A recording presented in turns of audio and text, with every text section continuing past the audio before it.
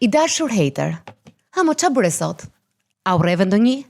A I shtyve detyrat e shkollës, punët që kishe për të bërë, ëndra që po të myke në stirtar dhe vendose të zbrazësh gjithë arsenalin e urrëties tënde mbi dikë online? Qa ndjeve pas je shkruajte? Të shijoj kur fyeve dikë, kur e shave, kërcënove, I preke familjen e fëmijët, apo shpike histori të rënda me shpresën që sa më shumë t'i besojnë? A u krenove ti me artin tënd të deepfake-u duke postuar imazhe seksuale të vajzave grave që ti I urren përse largu? E more dozën e dopaminës, besoj, dhe pastaj u ktheve prap te jeta jote. Mos më thuaj që nuk të eksitoi mendimi që ai apo ajo që do I lexoj do të vuaj shumë ato që shkruajte ti. Aq më mirë sikur atij komedi të cilin ti e shkruajte si trim në anonimat të plot, ti ke bërë like të tjerët. Dhe akoma më mirë sikur viktima jote të jetë friksuar aq shumë sa të kthej përgjigje. Kush e di çfarë fuqi e ndjen. Dhe ke të drejtë, sepse urrëtia jote ka efekt. Po, ajo urrëti që nisi në rrjet, përfundon edhe në jetë. Dhuna jote, sepse është dhunë, përfundon në traumë, në frikë, shkakton përçarje dëmi në familje, shoqëri, krijon ankth dhe izolim. Ajo çfarë ti bën, qoftë edhe me një fjali, lëndon njerëz për një kohë të gjatë. Kështu që suksesi ja dole, nëse këtë do nga jeta jote, e ke. Po pyetja ime është, çfarë bën ti me ato fuqi dhe dopamin që të dha urrëtia? A të kthehet ajo në shëndet e formë fizike të pëlqyeshme si dopamina e palestrës? A të kthehet ajo në sukses monetar si fuqia e punës dhe talentit? A të kthehet urrëtia jote në anonimat, në ndikim shoqëror e pushtet si fuqia e të thënit të gjërave drejt për drejt me emër e mbiemër? A të kthehen ato orë të harxuara me artin tënd të deepfake-u në oferta pune, në ekspozime në galeri arti e vlerësim nga rrethi artistik? A fiton paqe nga urrëtia, siç fitohet paqja nga të bërit mirë, ose më shkoqur?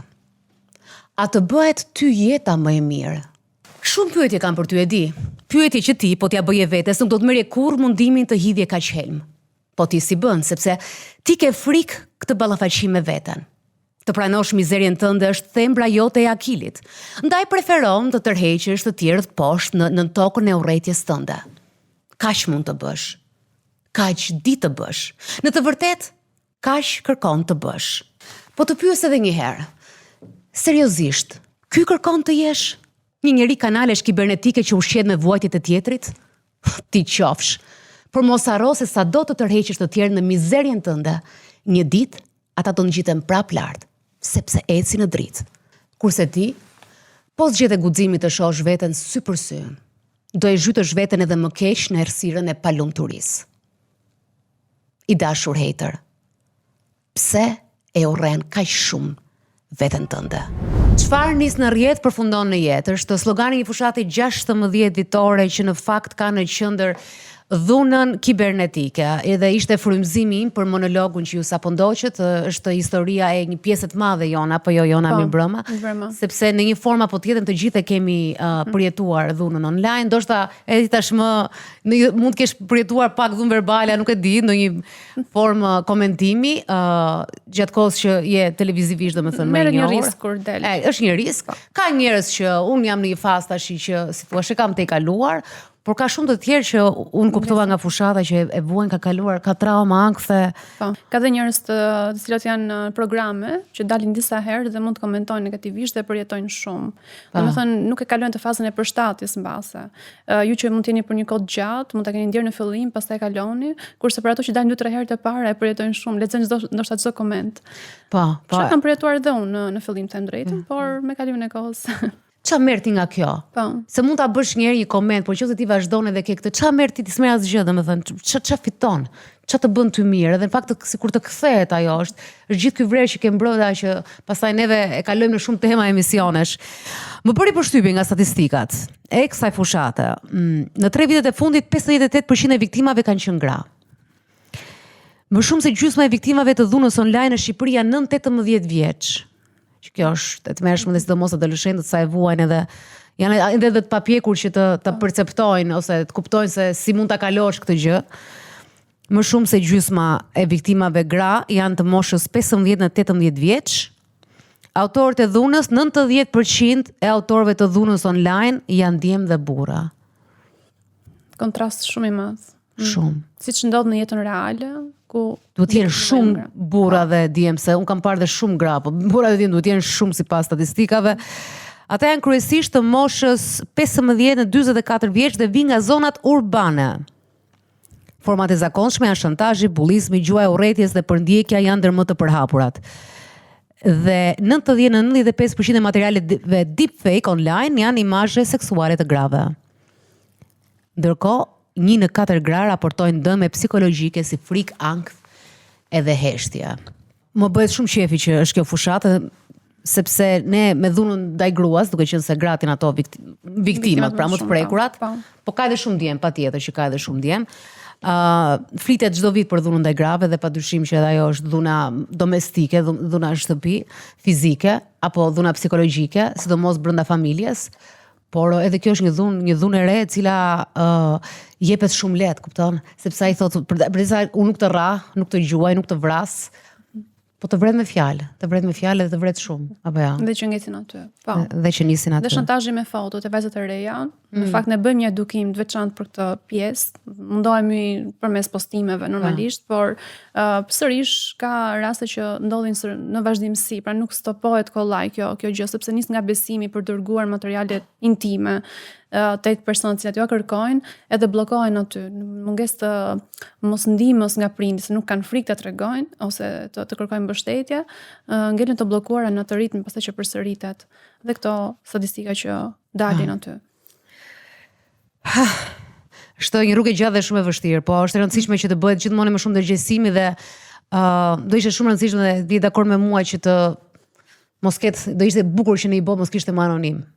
Pikërisht. Dhe pse anonimati ka ndihmuar shpesh në revolucione, ka ndihmuar në shumë anonim në mënyrën e tyre të rebelizmit të fshehtë, ka ndihmuar në ndryshime shoqërisht e tjera, sisteme, shedhje sistemesh poshtë që ka qenë një gjë e mirë, por në kohët e sotme anonimati është një keq përdorimi i kujdo që mund të thotë gjithçka, edhe kam përshtypjen se mund të fillojë, siç e thuhet, kam përshtypjen se do fillojë një lëvizje edhe e mediave sociale, duke parë problematikën, ne nga problematika fillojmë gjejmë zgjidhjen më vonë, dhe pse ndodh më vonë se ç'duhet, u bën shumë vite, gati 20 vite që ne kemi rrjetet sociale, dhe tashmë mund të fillojë ndoshta një lëvizje e re, shpresoj që të jemi gjithë me dhënat tona të vërteta në rrjetet sociale, kështu që mund të përgjysmohet pak të numri i personave që shantazhojnë, shajnë, komentojnë negativisht, vazhdimisht në rrjete. E drejtë. Ne ndërkohë sot kemi një temë që nuk ka lidhje me urrëtitjen kibernetike, por ka lidhje me përplasjet brenda shtëpisë. Dhe është një nga përplasjet më të famshme, të cilën e kemi diskutuar edhe herë të tjera, e rikthejmë prapë, e rikthejmë me kërkesën tuaj. Në fakt ne ishim nisur për një temë tjetër këtë javë, por do të që na shkruajnë shumë. Kanë një dëshirë shumë të madhe për të folur nusja për vjerën dhe vjera për nuse. Dhe kryesisht në Instagramin tim, domethënë, janë më shumë nuset që duan të flasin për vjerat, edhe jo mirë.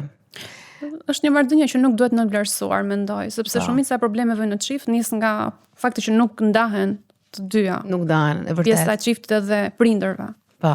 Do kthehemi pas pak me nuse kundër vjerës.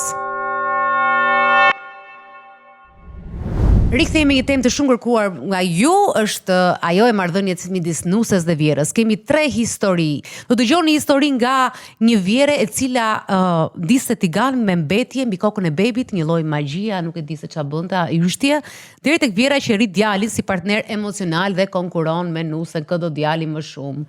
Kemi edhe vjerën që flet për nusen e saj. Ndërkohë në linj kemi historinë e parë që është historia e Meldës. Melda kishte 7 vite martesë, gjithçka ndryshoi kur mbeti shtatzën. Vjera ndërhyri në mënyrat më të dhimbshme, fallxore, me kritika, nuk e mbështeti, me gjuhë poshtruese dhe madje në një moment i vuri një tigan me ty mbi kokën e foshnjës, që ishte një moment që, si thua, aty ishte shpërthimi më i madh. Melda nuk e shijoi shtatzanin, pati një postpartum. Dhe sot martesa e saj është në rrezik. Dhe faj natyrisht ja vën për pjesën më të madhe ja vë vjerës së saj. Para se të lidhemi me Meldën, unë doja t'ju kërkoja të gjithëve që të na bëni subscribe. E para duhet t'ju falenderoj shumë sepse përveç mbështetjes që na keni dhënë gjatë, kemi 2 sezone bashkë edhe në verë që unë kam qenë me ju, mbështetjes që na keni dhënë nga programi në program dhe letrave që na çoni në çdo program. Unë do t'i falenderoj shumë edhe për mbështetjen që keni dhënë në Spotify. Gati 8000 orë të dëgjuara në Spotify të programit, edhe unë jam shumë mirënjohëse sepse duke qenë se programi është i gjatë, unë them kush dëgjon më shumë se 1 orë, por keni dëgjuar 8000 orë në Spotify dhe për shumë nga ju ishte podcasti i preferuar, më keni çuar edhe screenshote nga rap të Spotify-t, edhe më vjen mirë sepse ky është i program në fakt që unë e kam dizenjuar shumë edhe për rrugë të gjata.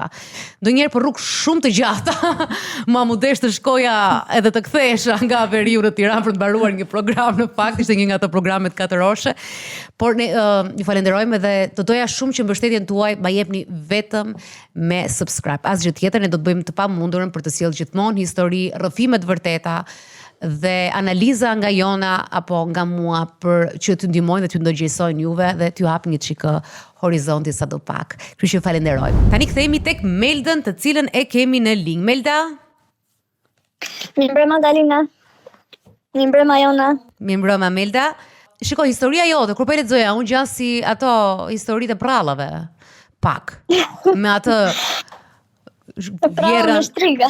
Po, me shtriga, se më vjen keq tani se nuk e njoh dhe nuk dua që të po, është tamam më jepte një më jepte atë të shtrigës, të tiganit, të tymit, të magjive. Ç'a ka ndodhur realisht? Se thua që je njohur me bashkëshortin në 2014-ën, jeni njohur në gjimnaz. Kur fillove të jetoje me të? Unë kam qenë pak a shumë në 21-22 vjeç. Pse vendosët si fillim për të kuptuar njerë hyrjen e marrëdhënies suaj? Pse vendosët jetonit aty? Ne vendosëm të jetonin në një qytet të ri. Dhe për të mos paguar 2 qera, vendosëm të jetojmë në një shtëpi me qera dhe ndihmonim njëri tjetrin nga ana ekonomike, që normalisht do ndashin çdo shpenzim më katërsh, edhe do ishte më e thjeshtë për të gjithë ne, edhe ata na e sugjeruan, në fakt ishte nga sugjerimin e tyre. Ishe dakord me këtë vendim, besoj atëherë?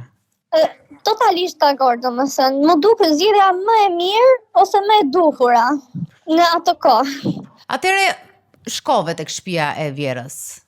Si filloi? Si ishte fillimi? Po, fillova të mërzitesha me disa sjellje të vogla, unë të them një fjalë që më erdhi tani në mendje, të tipit që po më thoshte po vinte kufin që çfarë ke mësuar te shtëpia e mamit, harroi dhe këtu ke rregulla të tjera. Nuk më intereson se si e rritur, çfarë edukimi ke marrë, këtu do jetosh siç themi ne. Atëre përpara se të ngelje shtatzan, pra marrëdhënia ishte vazhdonte të ishte korrekte?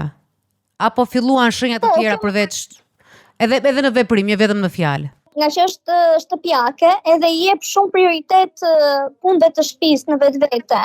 Do thënë për atë se je njëri i mirë, njëri i keq, nuk ka rëndësi, mjafton punët e shtëpisë dhe çdo gjë është në rregull. Kuptoj. Dhe në fillim fare, domethënë fillim me 3 muajt e parë, 4 muajt e parë, kur bëja ndonjë gjë, burri i thoshte, "Ma, bëri këtë sot."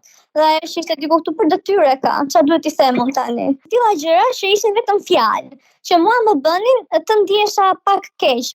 Red flags mund të ketë dhënë ajo për 7 vite rresh, por duke pasur këtë idenë që s'ka gjë se fjala në fund të ditës askush nuk preket nga fjalët, po ato ishin si kur mbushet kupa, domethënë për 7 vite dhe Pa. Dhe u mbush kur ti ngele shtatzën, ç'a ndodhi?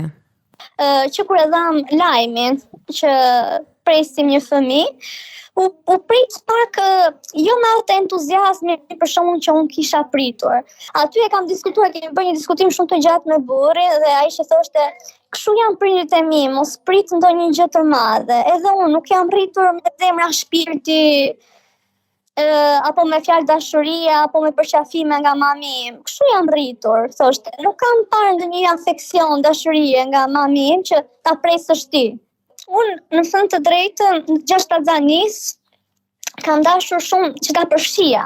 Doja shumë që ta përfshija në këtë shtatzani, sepse mendoja ndoshta edhe këtë fjalët e ftohta ose prioritetin që ajo tregonte, mos e kishte nga që shiko tani ky që u bë me fëmijë do më interesohet më për mua, do më lë mbas dore për djalin. Edhe ne shumë herë e kemi lutur që hajde me ne për shembull të bëjmë vizitën, këto vizitat që kishim rutinë tek ginekologu. Edhe ajo asnjëherë me thënë drejtën nuk ka pranuar. Asnjëherë. Po, më fal, duhet qenë se ajo ishte edhe fiksuar pas pastërtisë, edhe ti ishe pak shtatzane kështu, a tregonte për kujdesin ndaj te apo thoshte vazhdo pastro, nuk e di si ishte. Shtatën unë e kam kaluar me shumë lodhje, të thënë të drejtën, dhe kam pasur shumë përgjumje. Dhe ditët e fundjavës që unë isha pushim nga puna, që mund të flija pak më vonë, ajo ishte debat, gjithë fundjavë të shkonte me debat. Çfarë nuse je ti, çfarë të duket vetja ty, siç e kanë gjithë këto, kur isha unë moshën tënde, unë kisha kaq fëmijë, unë mbaja një shtëpi të tërë. Sa fëmijë ka? Vetëm dy. Dy Pasi ishte fëmijë. 8. Dhe pastaj ishte një moment kur ti pësove një hemorragji nga muaji 6. Po, mbaj mend që kemi ikur në urgjencë në spital. Burri thjesht e mori tjemën në telefon për ta lajmëruar dhe ajo shpërgjigj në një mënyrë aq të ftohtë, të thënë të drejtën, që ishte po mirë, s'ka gjë, se s'është as e para as e fundit. Pra, Kujtesje, po ti nuk ndjeve asnjë lloj entuziazmi tek vjera jote gjatë gjithë stazanin tënde. Edhe pse fare. Ajo do bëj me nip, ishte fëmia djalit. Unë prisja totalisht diçka tjetër, me thënë të drejtën, pritshmëria ime, shiko, ndoshta është dhe faji im në një moment, sepse kur jeton me njerëz, në një shtëpi krijon pritshmëri. Edhe ndoshta unë nuk duhet t'i fusja fare njerëzit në pritshmëri. Pritshmëria në fakt të çon në zhgënjim, kështu që edhe diçka që më erdhi në mendje në lidhje me këto festat që bëjnë në 6 Tazaniz, jo gender reveal, jo këto, domethënë në këto pjesë që ne të njihnin gjinin, çfarë vinte, çfarë na priste. Ne ishim të gjithë jashtë, nuk bëra ndonjë gjë të madhe. Gjë shumë të thjeshtë sa për ne familjarët. Edhe mbaj mend që vajza e saj tërhiqte nga krahu, thoshte, "Mami, dil tani, sepse do hedhesh tek djarit për të parë ngjyrën." Dhe imagjino, ajo e kapte për krah duke e tërhequr, edhe ajo që thjesht i tha, "Më dhem koka", tha. Edhe nuk doli fare që ta shikonte gjinin e bebit.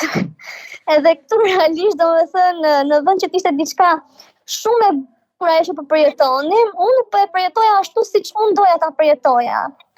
Madje mbaj mend dhe ka marrë një fallxhore në fillim në telefon, edhe pyeste sa muajsh është nusja ime, e ka të shëndetshëm nusja bebi? Po pse pyeste sa muajsh është, nuk pyeste dot se ty sa muajsh ishe? Mund më ndonte që e gënjeja, apo që isha shtazan. Domethënë gjithmonë ka pas nga që kjo ndej 7 vite pa fëmijë, si mbas 7 vitesh u bë me fëmijë. Dhe gjithmonë kam pasur këtë ide se mos mendoja se e gënjeja. Edhe i thoja, të lutem, lëre atë shpirt që po vjen tek unë të pastër, mos e ndy me këto energji bestytnish apo fallxhoresh. Më fal, Vjera merrte fallxhore në telefon ta pyeste për shtazanin tënd dhe në syrin tënd? Po, çdo gjë, domethënë ajo akti që i bënte aty, i bënte kastile që mua të më lëndonte. Dhe ajo që më kthente përgjigje, po të bëj ty nder, po sikur ta kesh të smur. Domethënë, po sikur të ishte i smur, çfarë të bëja, unë ta hiqja? Unë kam kaluar regjim shtrati që nga muaji i 7, mos gaboj, deri në fund, deri në lindje. Dhe kjo pjesa e punëve nuk dua ta rri përsëris, domethënë gjithkohës i thoshte bashorti çfarë duken unë juve shërbëtore. Bashorti që thoshte nuk është me pushime, më realisht ai domethënë gjithkohës ka qenë suportues dhe gjithmonë ka mbajtur anën time, se në drejtën e gjithë gjë. Edhe ajo që ishte gjithkohës, po kur s'është zonja ta mbash Tazanin pse ngeli. Koktar. Por ti ke pasur moment të vështirë postpartumin. Unë realisht nuk më vjen mirë që e them, por për gati 2 muaj, unë jam ndjerë si e detyruar që të kujdesem për fëmijën. Edhe kur kam lindur, kam shkuar në që ditën e parë që kur kam shkuar në maternitet, ishte hera e parë që u bë pjesë. Nuk e di pse, po e ndjeja shumë të rëndësishme ardhjen e mamit. Por kjo e kishte... Nuk e di pse, se është mamaja, më shkriu, nuk e di pse, thot. Patjetër që e kishte. Ndërkohë rrugës marrë dhe mamin, ajo e dëgjon edhe fillon një histerizëm në makinë dhe unë nuk dija ku të fokusohesha më përpara. Ti nuk je një nën, çfarë nënë të duket vetja ty, si mund ta marrësh ti mamin tënd, do vësh në rrezik fëmijën, ti nuk e do fëmijën, sa shumë po ç'pun ka prezenta e mamit me jetën e fëmijës tim. Jo, sepse të gjithë e thonë, mua më ka thënë dhe e lidhi prapë me fallxhoren, mua më ka thënë dhe ajo që kur vjen mamaja e vajzës në maternitet asnjë gjë nuk shkon mirë. Ajo mendoj se të marrësh mamin në maternitet është ters. Është tërës, fix, domethënë se nuk do ta thoj që A ka dëgjuar njëri këtë ndonjëherë? Keni dëgjuar ju këtë? Ke dëgjuar? Jona nuk dëgjon fare nga këto, po Elona ke dëgjuar këtë? Të marrësh mamin në maternitet është tërës? Po, është besoj që ekziston mes grarive në përgjithësi. Edhe ajo, mami nuk erdhi ditën që unë linda, normalisht sepse ishim goxha larg si qytete. Dhe erdhi ditën tjetër, dhe në momentin që mamaja bashortit pa mamin tim në derë, realisht nuk është të bëri ndonjë histerizë apo bëri ndonjë skem në spital, po thjesht u duk nga mënyra e shikimit, domethënë që nuk i pëlqeu fare ajo gjë dhe nuk kaluan asnjë orë. Edhe ajo tha unë po iki. Normalisht mami u stepse unë nuk isha thënë asnjë gjë, domethënë, as isha shprehur ndonjëherë mamit për tilla, më dukeshin shumë vogëlsira. Edhe, majmë pak të keq, pa problem, shko, ik, jam unë këtu, mos ki merak për gocën. Aty ka qenë hera e parë që unë jam shfryrë mamit. Kam treguar të më thënë gjithë gjënë se si ja kam kaluar shtatzanin, se si jam ndjerë gjatë gjithë shtatzanis, se sa jashtë jam ndjerë, se sa jashtë shtëpisë jam ndjerë si e huaj, nuk jam ndjerë asnjëherë pjesë e familjes. Edhe me ngashërim i kam kërkuar të lutem mos më braktis, i kam thënë mamit. Nuk kam shumë nevojë për prezencën tënde, jo vetëm këtu në spital, po dua të më vish dhe në shtëpi, sepse më duket sikur në shtëpi jam vetëm edhe nuk do di çfarë të bëj me këtë fëmijë, nuk do di si ta laj, nuk do di si ta mbaj. Qaja, me ngashërim, do se kisha parë ndonjëherë veten të dridhesha në të tillë mënyre. Edhe realisht u prek shumë. Unë duke qenë se pata edhe një linjë të vështirë ndenja 5 ditë në spital. Dhe kur u kthyem në shtëpi pas 5 ditësh, sikur ishte një ditë totalisht normale. Jo sikur erdhi një fëmia idealit, i ri në shtëpi, një bekim për të gjithë. Normalisht pati po të njëjtën reagim Vjera ndaj mamit, po këtë herë nuk e mbajti veten, por ju shfry mamit tim. Çfarë i tha mamit? Po si mund të vish ti këtu? Çfarë të duket ty se është vetëm kjo? Si guxon ti dhe vjen kur ke lindur ti të ka ardhur ty mami te shtëpia e burrit? E ke parë ti ndonjëherë të vi mami te shtëpia e burrit? Dhe mami që i thoshte kishte nevojë për mua, nuk erdha as për t'ju treguar juve si bëhet. Dhe mami e pa këtë ambientin toksik që ishte krijuar dhe më tha izolo Melda. Izolo për shëndetin tënd dhe të fëmijës tënd. Mos dil fare nga dhoma. Çdo gjë do e bëjmë në dhomë. Do të sjell unë govatën në dhomë për të larë bebi, do të sjell unë çdo gjë në dhomë, do të sjell unë ushqimin në dhomë, çdo gjë ti nuk do dalesh nga kjo dhomë pa shëruar shpirtin tënd. Po, shoq çfarë bënte në këtë moment? Nuk dua ti vë dhe ta vë para përgjegjësisë, por realisht nuk është se ka bërë ndonjë reagim ta shkundi, domethënë maman. Ai muhabeti Tiganit. Atëherë muhabeti Tiganit ishte sepse na kishin ardhur mysafir për bebin. Bebi ishte vetëm 2 javësh. Dhe imagjinoni pak se sa më shkrit të dobta mund të ketë një fëmijë 2 javësh. Dhe ajo ishte një rit magjie që mblidhte thërmia që lën të ftuarit në dysheme, në divan, nuk e di. Edhe i mblidhte këto, i mbështjellte në një letër me flokët e bebit, edhe i fuste në një tigan dhe i dishte pytymi që krijohet nga kjo gjëja, duhet përhapjen e të gjithë shtëpinë. Ajo e dinte që unë këtë e urreja dhe më lëndonte vërtet shumë. Edhe pikërisht këtë gjë bënte. Edhe kur e bëri këtë, ty të iku truri, besoj. Më thënë, kur e bëri këtë, sepse unë nuk mendova aty as magjia si gjë, thjesht mendova këtë tymin, kjo të letrën e djegur, që po përhapeshin copat e letrës nëpër ajër në shtëpi, dhe në momentin që filloi të merrte gjithë shtëpinë me radhë, edhe hyri në dhomën që bebi po flinte, aty pastaj ka qenë një shpërthim gjigant imi. Çdo lloj gjëje që pata të akumuluar, dridhesha duke bërtitur. E the vetë Melda që çdo gjë akumuluar, u tjetërsove pastaj po. U tjetërsova totalisht, fillova ti thoja fjalë nga më të rënda, derisa i thash mos të shoh më afër fëmijës tim. Ti kur s'ke për të afruar më afër fëmijës tim. Edhe ajo këtë fjalë e kapi, edhe ja ka thënë, mund ta ketë thënë motrave të veta, sa ajo që fliste në video call, vajzës vet, çdo lloj njeriu që takonte, ajo s'më lë fëmijën ta prek. Dhe pastaj ajo s'u afrua me vërtet se iku. Ajo vërtet s'u afrua me vërtet. Kaluan muaj, u bë 3 muajshe, 4 muajshe, ajo asgjë nuk e ka prekur fëmijën. Djali i saj i thoshte, mama, mere, për këdhele një qik, s'du. Po është e jotja, është gjaku jot, mere, nuk dua.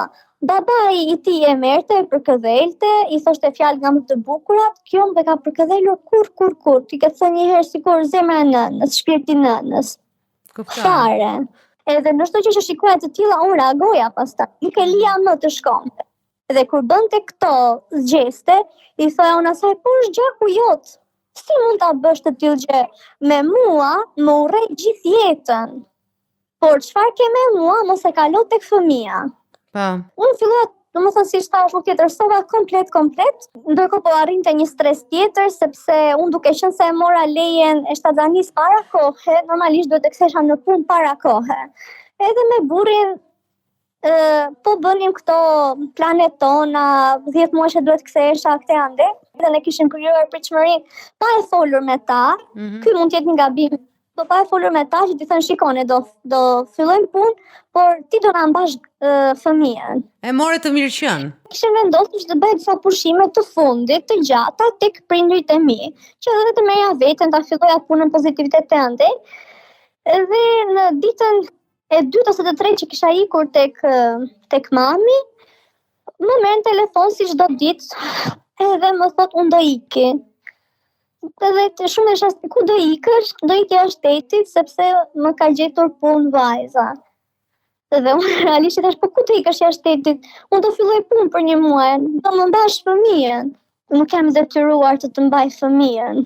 Unë kam jetën time, unë kam pleqërinë time, do nxjerr lek për pleqëri, nuk i dije si më vete pleqëria. Domethënë ajo shkonte jashtë shtetit do punonte, por kur e mora vesh se çfarë do punonte, aty ishte një lëndim, sepse ajo shkoi jashtë shtetit edhe u bë babysitter i 2 fëmijëve. Edhe la një fëmijë që i ku saj për të kujdesur për 2 fëmijë të tjerë që si kishte asgjë. Po e gjetët zgjidhjen pastaj. Burri vendosi të merrte një leje nga puna pa të drejtë rroge. Domethënë ai hoqi dorë nga jeta e tij në thonjza për të kujdesur për gocën. Po e diskutonin me burrin, thash nuk ka kuptim kjo gjë. Vendosëm që unë të jepja dorëheqjen edhe të vazhdonte burri. Por gjatë kësaj kohës që ajo ishte në jashtë shtetit,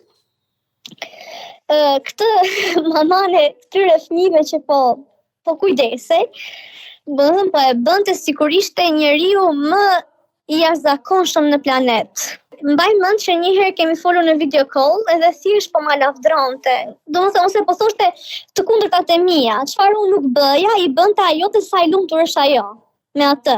Bravo i qoftë asaj, ajo ngrihet që në 5 të mëngjesit, ajo i bën fëmijët gati, ajo gatuan, ajo s'më lë mua asnjë gjë të lodhem. Unë vetë detyra ime është vetëm të kujdesem për fëmijët, nuk lodhem fare gjithë ditën, ajo më bën dhurata. Në telefonate sipër realisht unë nuk po duroja do të më gjithë këtë, sepse duke që ishte diçka shumë ulse ndaj meje, e kuptova që ishte me tendencë. Edhe po në atë telefonat i kam thënë të fundit nga impulsiviteti e sipër dhe i thash mos më merr më kurrë në telefon, nëse do të flasësh me fëmijën, fol me anë të burrit tënd ose me anë të djalit tënd, po mua mos më merr më kurrë në telefon. Dhe derisa ajo është kthyer nga jashtëtetit, kemi folur më as edhe një herë. Sa zgjati sa ishte kjo periudhë që s'folët? 3 muaj se vizat Schengen kuptohet që mos e në të zezë. Ajo iku sepse i duhej ekonomikisht një punë andej, ndërkohë ndengi vetëm 3 muaj dhe u kthy vetëm për vizën apo nuk u kthye më mbrapsht? Kthye dhe nuk shkoi më. Domethënë ishte vetëm 3 muaj, duhet ikte patjetër të bënte lek. Dhe fakti që iku vetëm 3 muaj ishte domethënë vetëm për të më goditur mua, në sensin që ti do fillosh tani punë, bë çfarë duash, vrit veten, ça kokën, unë do zhdukem. Po do të thjesht për të prish që unë të jepja tërheqjen, unë të ndryshoja gjithë rrjedhjen e jetës time vetëm për atë 3 mujosh. Se pastaj ajo u kthye mbas 3 muajsh, kupton, por ama puna ime humbi. Po me 100% motrën e burrit si shkon? Me thënë drejtën e kam pasur motër të shkuar motrës. Kam folur me gjëra me të gjëra që unë nuk kam folur dot kurrë me mamin tim apo me motrën time. Kam qenë shumë e afërt. Atë çfarë s'ke bërë? Kur e përmenda më lart që unë asaj patëm telefonatën që i thash gjërat e fundit, kjo siç e mbylli telefonatën me mua, shkoi tek vajza e saj dhe ju shfry. Ja tha të gjitha çfarë unë isha thënë. Dhe vajza e saj më merr në telefon dhe normalisht aty unë pash një tërsim të saj. U bërë ti të disrespektosh maman time. Më fal Melda, më fal se kjo është se Jona si ka qeftë, por kjo është pak për të qeshur sepse unë imagjinoj se si thuen to biseda, e kam në kokë se si interpretohen. Që unë si thash asgjë, pastaj filloi. Jo jo mos më shimo kalamajte. Mos hajde më këtue. Unë habita se unë, do të thënë është e kam në kokë unë, si funksionojnë këto. Që unë nuk thash gjë, unë i thash këtë, pastaj filloi ajo, e për kështu edhe, dëgjon ti. Ajo ja kishte shfryr të gjitha vajzës së saj, se filloi vajza e saj të më përmendte histori materniteti, edhe ja kishte thënë, ajo më përzuri mua nga materniteti, ajo më përzuri mua nga dhoma, ajo s'ma la mua fëmijën ta prek. Edhe ti mami timi pas ke nxjerr jetën, ti mami timi pas ke bërë këtë, unë pas kam ditë asgjë, pas kam respektu si motër. U shtanga dhe dridhesha, nuk dija më se çfarë. Domethënë çdo gjë rreth meje po shkatërroheshe. Po marrëdhënia me burrin si është sot edhe me vjerën, çfarë po ndodh? Burri që ka qenë ishte gjithkohës aty, domethënë që vërtet e kuptova që pse nuk më kupton. Domethënë shkundu, pse nuk më kupton si ndihem. Edhe po s'ka gjë, ajo do vi, do flasim. Po s'ka gjë se nuk të bëj gjë, nuk të bën gjë se unë jam këtu. Po çfarë pret të më bëj, të më shkuli flokët? Domethënë ajo ka ngelur vetëm se të gjitha ai ka bërë. Tani ti vazhdoni jeton me vjerën.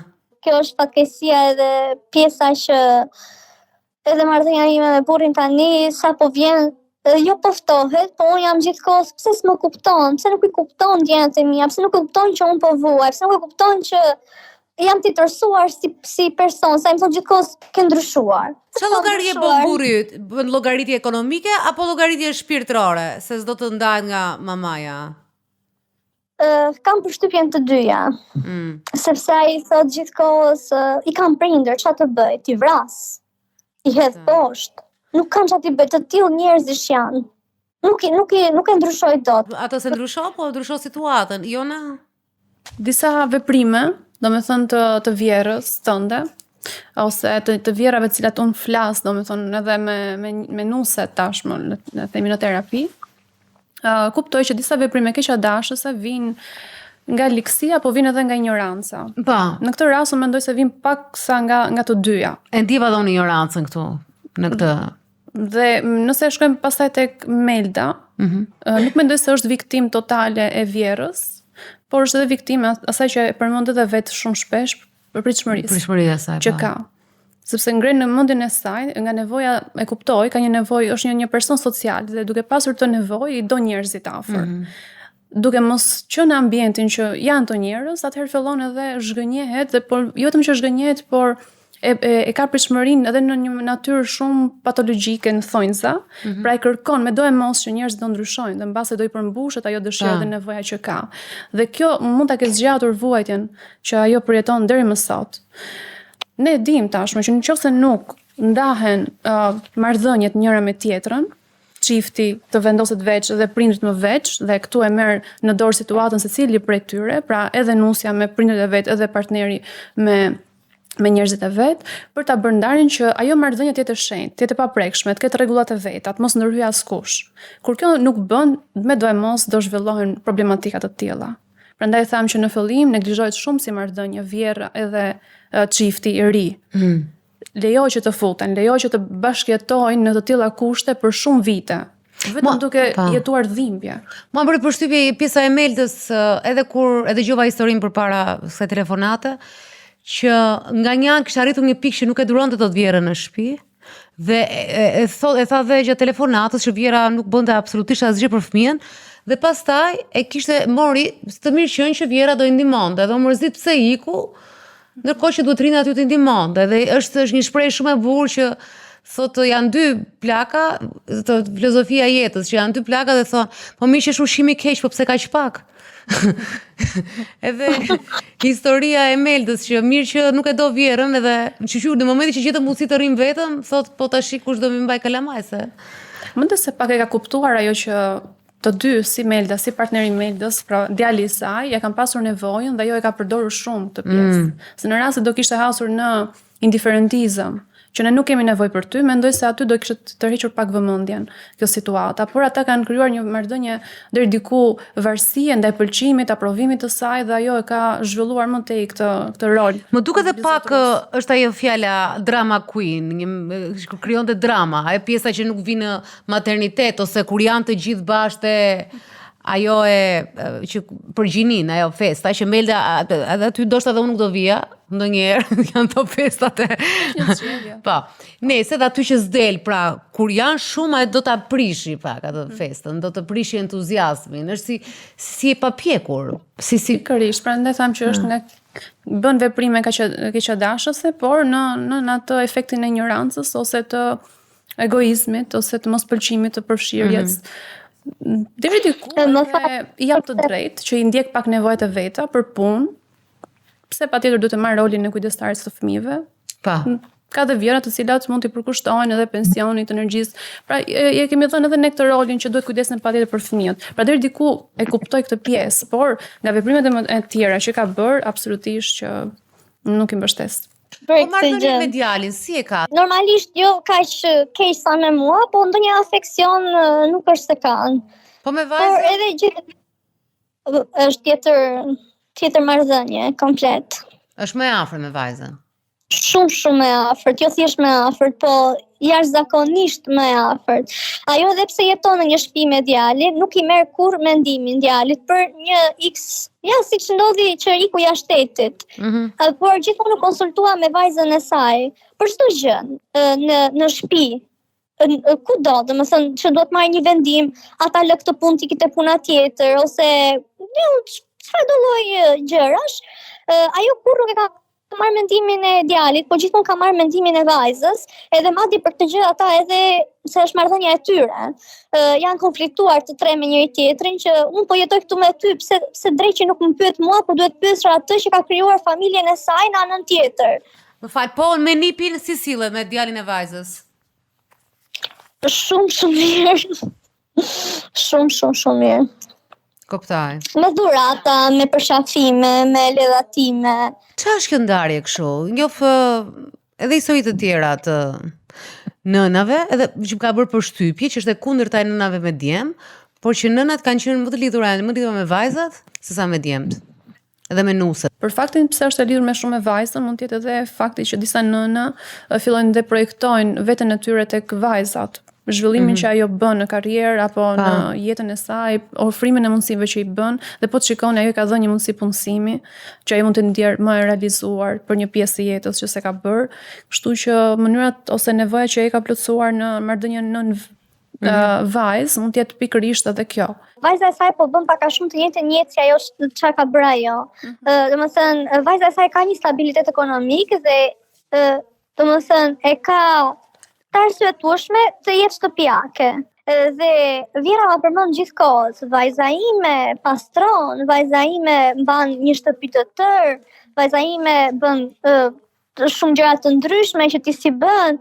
Dhe te kjo pjesa që unë u tjetërsova si person, që u bëra shumë impulsive dhe ja kam kthyer, kam thënë, po normal që shtëpiake do bësh, çfarë pritet të bësh vajza, inxhiniere të ndërton në pallate. Nga një shtëpiake u rrit, shtëpiake u bë. Edhe ti si e lën mbar fare. Domethënë, këtë duhet të dalun, që unë bashkë Taxanis jam tjetërsuar, unë e kuptoj që jam tjetërsuar si person, kam qenë një njeri solar, një njeri pozitiv, që më merr malli për veten time të vjetër, edhe them, o Zot, a do shkoj edhe një herë atje ku isha? Më thënë, kështu do jetë. Tash jemi te kjo situata që ti do t'ikësh dhe bashkëshorti nuk do t'iki. Ekonomikisht, juve e përballoni një shtëpi okay me qira për një familje të re? Po, sepse tani unë kam nisur një supermarrje time, edhe jemi disi të pavarur nga ana ekonomike. Okej. Atëherë pse nuk e bën fakt të kryer të gjesh një shtëpi dhe ti thuash bashkëshortit që ikim? Domethënë pse ja ke lënë vendimarrjen vetëm atij në këtë pikë? Jo, mos mendo se nuk e kam bërë. E kam bërë edhe kam marrë mbrapsht 1001 justifikime. Shtëpia ka lagështik, nuk më pëlqen, ka vetëm 2 dhoma, është e vogël.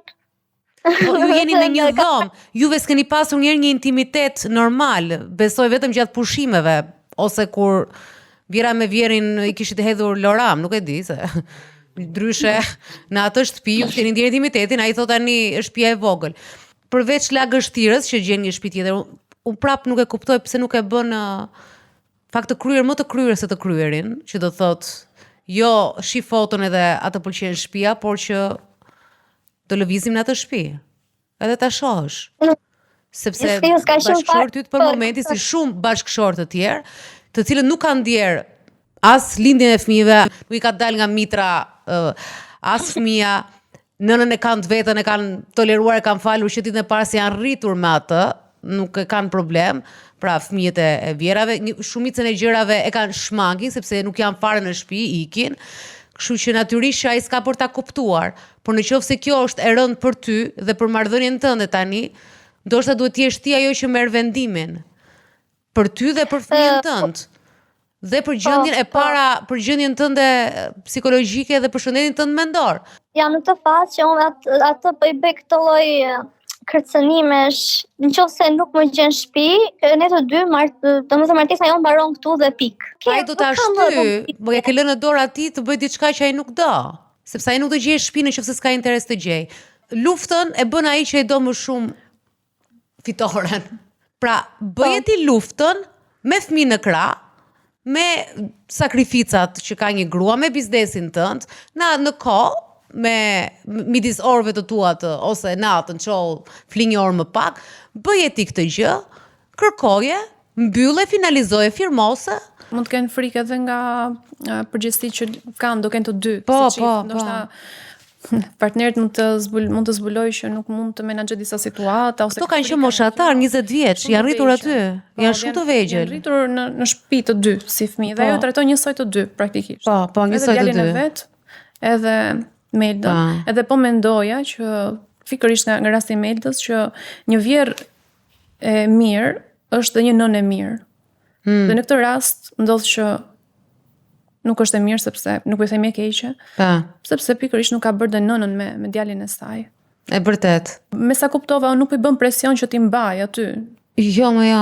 I ka lënë të lirë në zgjedhjen e tyre. Ta pyesim Melden, atë frikson diçka që nuk ke kaluar në kërkimin e shtëpisë ose ta bësh fakt të kryer këtë gjë? Nuk më frikson ndonjë gjë konkrete, edhe e kam bërë. Domethënë disa herë këtë gjën, domethënë jo tek pjesa e kontratës, që të firmos kontratën, po e kam bërë deri shiko, kam gjetur shtëpi, do ikim ta shikojmë tani. Edhe të nesërmen do shkojmë patjetër dhe kjo ka qenë deri në moment të fundit. Dhe një ditë para se të merrnim plaçkat të zhvendoseshim, ka ndryshuar totalisht mendim. Mendon se është ai që ndryshon mendim apo është indikuar nga mami vet? Nuk di ta them këtë. Mendoj se është ai, nuk mendoj sepse nuk është ti që komunikon me mamin, se është problemi i komunikimit, që ata nuk e kanë mirë tjetër se të komunikojnë, të shqyrtojnë edhe cila është më e mira. Melda sa afër marrjes së vendimit. Ai e ka shumë problem ti thot jo njerëzve, edhe do ta mbaj mirë me të gjithë. Kjo është e kuptueshme që ka disa problematika në pjesën e mosvendosjes së limiteve, të marrëdhënieve, të zgjidhjeve, gjitha këto.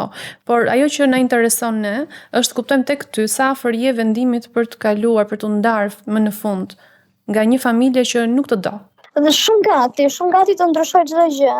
Dhe ka diçka që unë e them gjithmonë, që është ai hapi i parë, është ai frika. Vetëm hapi i parë është, pastaj gjithçka të duket shumë e madhe, frika diçka e madhe, errët. apo një gremin e frikshme si ka përzet, paq vetëm hapi parë dhe pastaj gjërat bëhen normale, papritur do e shohësh si do rregullohet shtëpia si.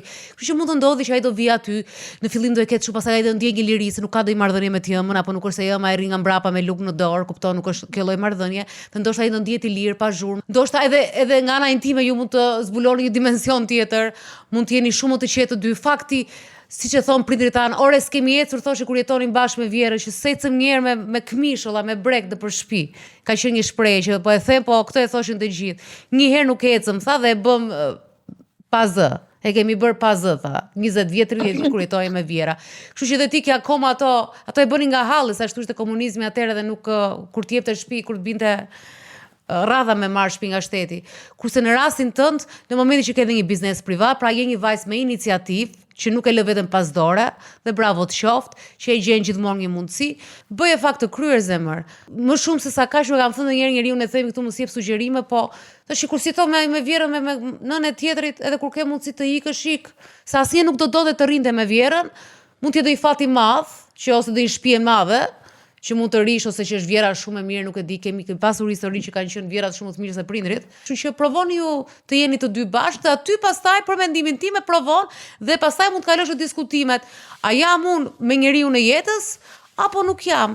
Po tani jeni një diskutim kur nuk është marrë vendimi dhe mos prit që burri yt të marrë vendimin, sepse nuk ka për ta marrë.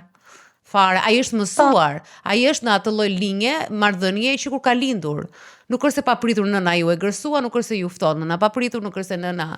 Ajo ashtu është, ai e di dhe burrat janë shumë rahat, kupton, në shumë gjëra.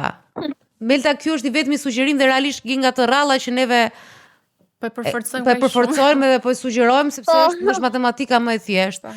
Unë kam përshtypjen, Melda, se vetëm i pendim që do kesh, do jetë se nuk e bërëm përpara, se ti e bën këtë.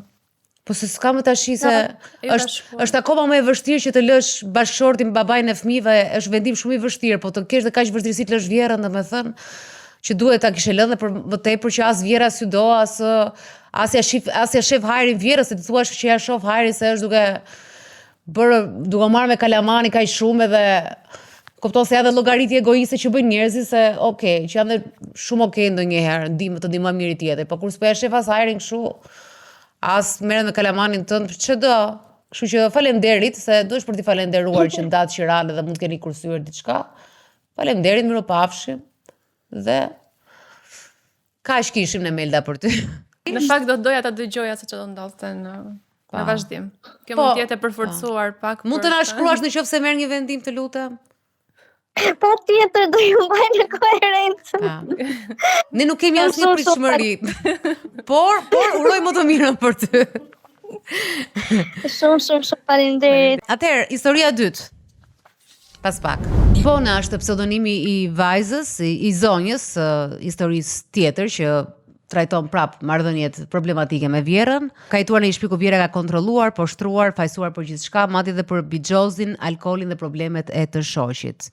Kishte edhe situata ku shante vet nënën para fëmijëve dhe fëmijët gradualisht nuk e donin më gjyshen sepse ishin përballuar me të tilla sharje, ofendime. Sot Bona është në një proces divorci dhe jeton jashtë në mbrojtje nga shteti. Bona? Përshëndetje. Sa mendon që është faji i vjerës tënde në gjithë situatën tënde dhe në situatën që je sot? Më shumë se gjysma, do thoya.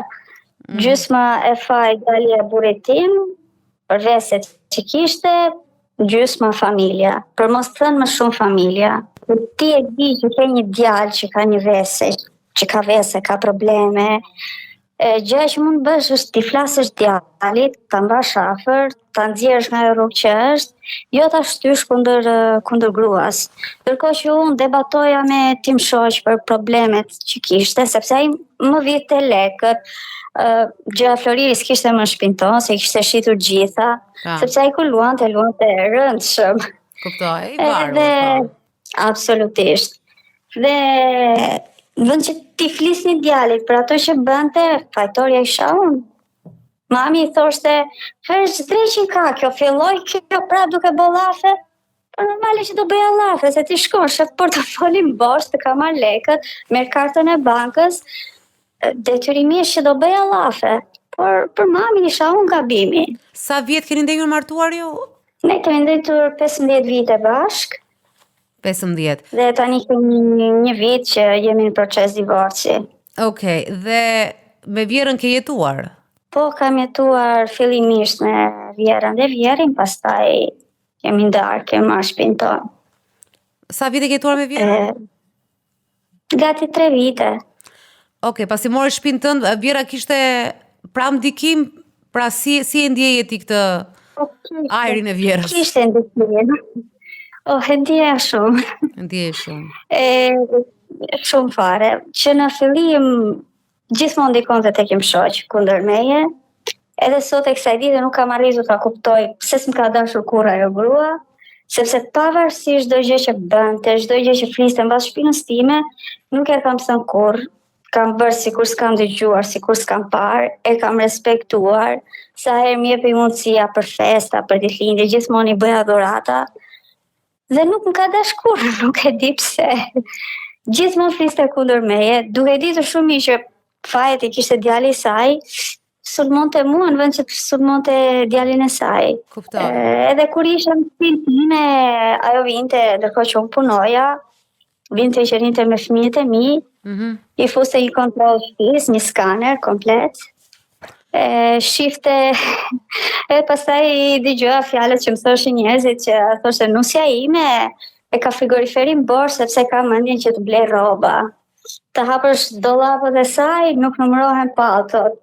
Nëse nuk e di pse kishte këtë fiksim me mua, unë nuk është se kam mbajt ndonjëherë veten për ndonjë që vishe të mbajt kush e di, po më pëlqen ta mbaj veten, kujdesem për veten, po jo sa egzageron Vjera ime që unë të lë fëmijët pa ngrënë, të mbaj frigoriferin bosh, edhe të vishe. Çka ka qenë i moment kur të ka prekur ty nga Vjera, nga sjellja e Vjerës? Kur i biri, djali i saj, ishte shumë problematik. Krijonte gjithmonë situata të rënda.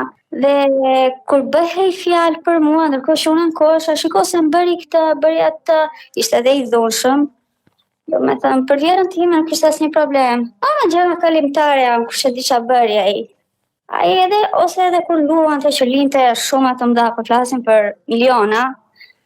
Me se për njerëzit janë hapur këto vende, nuk janë hapur për kafshët, për njerëzit. E tek e fundit nëse luajti, lekët e tij prishi. Ç'a problemi keti? Ama kur ziheshin me njëri tjetrin, qofte edhe një fjalë ti thoshte ai, fillon të duke telefonuar të gjithë, e duke e sharë, ai djali im është maskara, ai është ndërsirë, si guxoj ai të më thoj mua kështu, ashtu, më trajtoj kështu. Kur bëj fjalë tek nusja, që asgjë s'ka. Kur i thosha, moj, shiko se ai të vret, ai është i dhunshëm, më bëri këtë, më bëri atë. Me si s'bën ashtu gjëra, është ai. Me thë dhe kjo më prekte. Kjo më prekte shumë. Absolutisht, dhe të mendosh që është një grua që ka provuar veç do të dhunë. Se as ajo nuk shkon mirë me të shoqin. Ti ke fare që djali im lozbixhos, thoshte, sepse mbase ti do që ai të fitoj lek, edhe të blij një shtëpi tjetër, të ikni larg nga neve, se ndoshta s'u pëlqen të rish me neve. Ndërkohë që historitë e bixhoze djalit të saj, para se ta njihja unë, kishin qenë akoma më të rënda. Ai kështu ka qenë gjithmonë, sepse ai nuk ditë luaj me pak lek, me 500, 1000 euro. Ai ditë luaj rëndshëm. Kuptoj. Ju bëhet fjalë për miliona euro të hedhura dëm. Është një moment që ke treguar Ilonës edhe për në një situatë në ambulancë, në spital. Nga gjithë problemet që kam pas me tim shoq, ishte një periudhë që fillova të ndjesha keq. Përfundoha në spital, ishte probleme me zemrën. Ndërkohë që mjekët ishin të shqetësuar për zemrën time, sepse dyshoja për një infarkt, Vjera ime i thoshte të djelit që kush e di tani se sa lek do doj spitali për atë. Me të një situatë që personi që kishte dëgjuar kishte ma shpifi. Ti ishe në rrezik infarkti dhe ajo tha, o bobo tani tha do argjëm lek. Po, nuk e di që ishte ka që fiksuar me lekët, sepse ishin familje që ishin mirë ekonomikisht, nuk është se vuarin për lek. Nuk ishte një grua që ishte shumë i fiksuar. pas lekut. Ndoshta sepse nuk ka pasur kur lek në përduar, sepse siç thash, mes shoqi nuk shkon mirë dhe ai nuk i lë kur lek asaj. Çfarë të shtyu të merrje vendimin, sepse me sa kuptoj unë, me sa the ti që ti ashtu e ke njohur burrin me Bixhosçi, nëse mund ta them këtë. Pra të varur nga Bixhosi, ashtu e ke njohur, ashtu pas ka qenë ai, që para se të njiheshe. Ai ka qenë para se të njiheshim, por që unë e mora vesh më vonë, pasi u martuam. Po ta kisha ditur, edhe djali më perfekt ishte, sikur mos i kisha gjithë veset e tjera, unë dhe ai nuk kishim për të qenë kur bashkë. Po çfarë të shtyu, ç'ishte momenti i fundit që të shtyu të merri këtë hap të divorcit? Ishte i dhunshëm. Dhuna. Ishte i dhunshëm, se duke luajtur Bixhos, duke humbur shumë të mëdha parash, bëhej agresiv. Pastaj nuk kishte i zoti për ta bërë krenar familjen e tij, duke pasur vesjet që kishte. E vetmja mënyrë që ishte të bënte krenar familjen e tij ishte kjo, duke i ngjarë babait vet, duke që na i burri, unë jam burri, donte tregonte burrnin, edhe ishte i dhunshëm shumë. Si e priti divorcin, Vjera? Unë shkatrova familjen. Ndërkohë që unë natën që ika nga shtëpia, mu desh lajmëra policin, sepse mund të mbristat natë, kam ikë me policin nga shtëpia. Por unë shkatrova familjen sipas vjerës time, sepse janë femrat ato që nuk durojnë. Ja, unë që më gjeti mua, një jetë të tërë, unë ti e shef burrin tim se si bën. Tek e fundit, ama jam krenare, sepse unë nuk i lash fëmijët e mi rrugës. I rrita me nënën, me babën. Kështu që Jo, rrugës i lajo, i lan kazino, po s'ka problem. Tani ti ke ikur me 3 fëmijët e tu? me 3 fëmijët e mi, po, kemi ikur. Dhe je në urdhër mbrojtja? Po. Në të njëjtin vend apo në qytet tjetër? Jemi goxha larg nga ata tani. Po, dakor se ti je në urdhër mbrojtje dhe ndoshta s'ke kontakte, po fëmijët vazhdojnë kontaktojnë me nënën, me babain? Jo, me asnjë. Jo, me asnjë. Sepse fëmijët u morën në pyetje nga gjykatësi. Edhe i treguan atyre çdo gjë, çfarë kanë parë, çfarë kanë dëgjuar. Dhe absolutisht i kanë hequr kujdestarin. Duke qenë se historitë janë që flasin për Vjerën, edhe ti thua që unë i sillesha mirë, kjo ishte dhe histori e kaluar, e një vajzë që tha unë sillesha mirë, po mundosh ta respektosh, ajo e kishte vajza para, tha edhe unë mundosh ta respektoja, ta ftoja në evente intime, ndërkohë ti thua që ti bëja dhurat. Unë kam një pyetje tjetër, sepse është vetëm ana juaj. Ti ndjen ndonjë lloj përgjegjësie në atë marrëdhënie me maman e bashkëshortit tënd? Ke ndjer ndonjëherë diçka ku ti thua që mund të ta kisha bërë më mirë? Absolutisht ja, duhet kisha bërë shumë më pak. Vërtet duhet kisha bërë shumë më pak. Shumë është minjose. Pastaj bëjë diferencë, se ne jemi 3 kunata, njëra kunata e madhe jeton në Amerikë, është larg, kështu që shef punët e veta, vjen shumë rrallë në Shqipëri. Kam një kunat tjetër që jetoj më afër, kunata tjetër as e konsideron atë, po fare ama. Madje kur shkon për vizitë tek shtëpia e kunatës, ajo e ligji ditën vetëm, vjen vërtet bën xhiro nëpër qytet, më mistri vetëm të mërzitet dhe mas e shporret në Shqipëri thot. Kur vjera ime fliste, kërkonte të bënte ndonjë muhabet, në gjë linte të fol, ikte në dhomë, i përgjigje gjithmonë keq. Ama vjerën time nuk e kam dëgjuar. Po. Dhe më ka bërë shumë për shtypje, edhe unë nuk e kam dëgjuar njëherë vjerën time të flasi keq për atë. Kurse për mua, sinqerisht, nuk arrit ta kuptoj pse. Ja ta thot Jona sepse Jona sapo i tha dhe historisë së kaluar të njëjtën gjë që po të ishe indiferente, tha, ndoshta do sillej ndryshe. Po si është e mundur kjo, sepse janë këto vajza për shembull të rritura me idenë që të sillesh mirë ndaj tjetrit, ta respektosh, është nëna e bashkëshortit, është grua në moshë. Edhe ajo e shfrytëzon këtë lloj mirësie, pse ndodh kjo? E ushqen ato nevojën e saj për vëmendje. Edhe normalisht do sjellja përforcohet.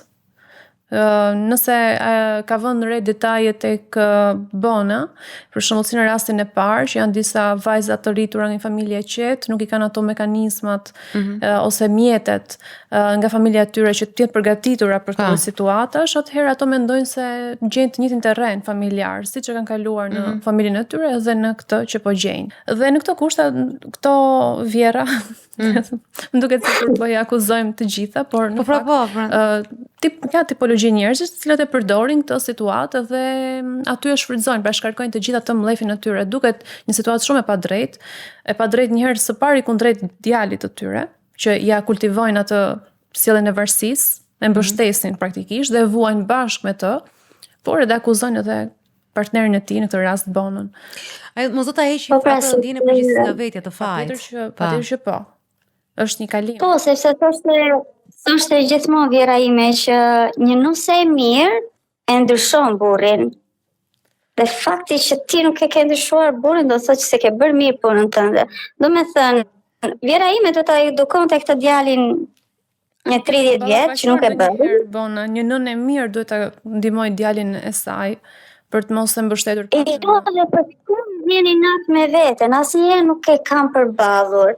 Domethënë ka pas shumë gjëra që shumë fjalë që ajo thoshte që më vrisnin, po asnjëherë nuk e merr akuzim se thosha nëse unë me këtë përballem, zihem, ndoshta do më shpifet pastaj si njëri si mund të rriun më në një tavolinë me këtë grua, thosha.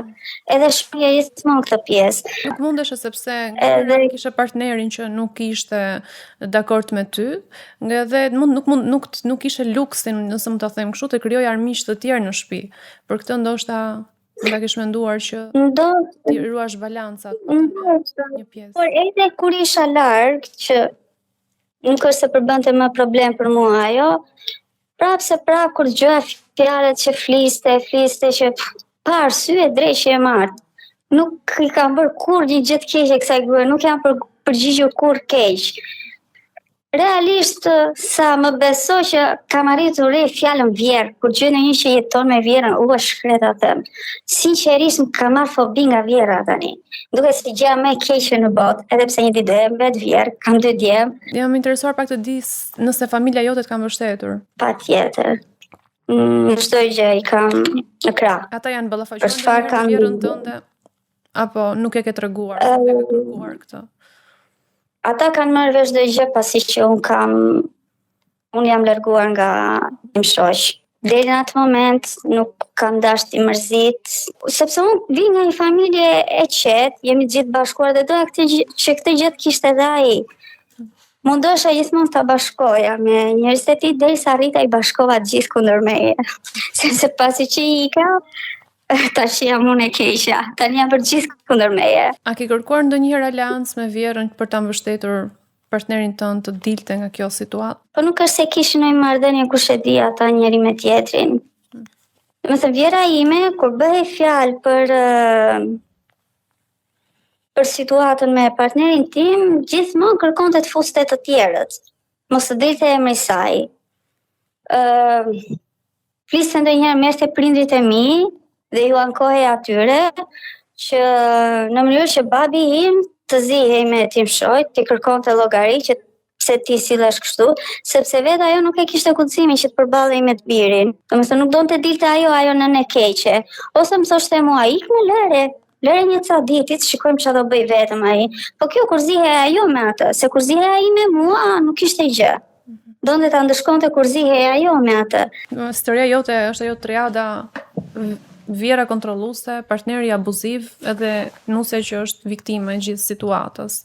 Edhe është një gjë e përsëritshme dhe gjetshme shumë kollaj akoma në Shqipëri dhe jashtë. Kjo është pikërisht ato rastet kur vlen fjala e prindërve që shifi familjen. Sado që dashuria ndonjëherë realisht funksionon edhe kjo ti shohësh familjen, sepse me sa po kuptoj ajo është familje që i ka bërë dëmet e veta para se të hynte nusja, qoftë bixhozi, dhuna, ka shumë gjëra aty brenda. Marrëdhënia e tyre, ja si tha, u vun kundër meje për tu sqaruar. Pra është një familje që nuk ka qenë e prirur të rregullonte, të përmirësonte asgjë, por vetëm të fajsonte dikë tjetër. Dhe këto janë për mua familjet që gjejnë fajtorin diku tjetër, ose çdo lloj njeriu, edhe po e them seriozisht, njerëzit që kërkojnë fajin diku tjetër për mua është prerja më e keqe.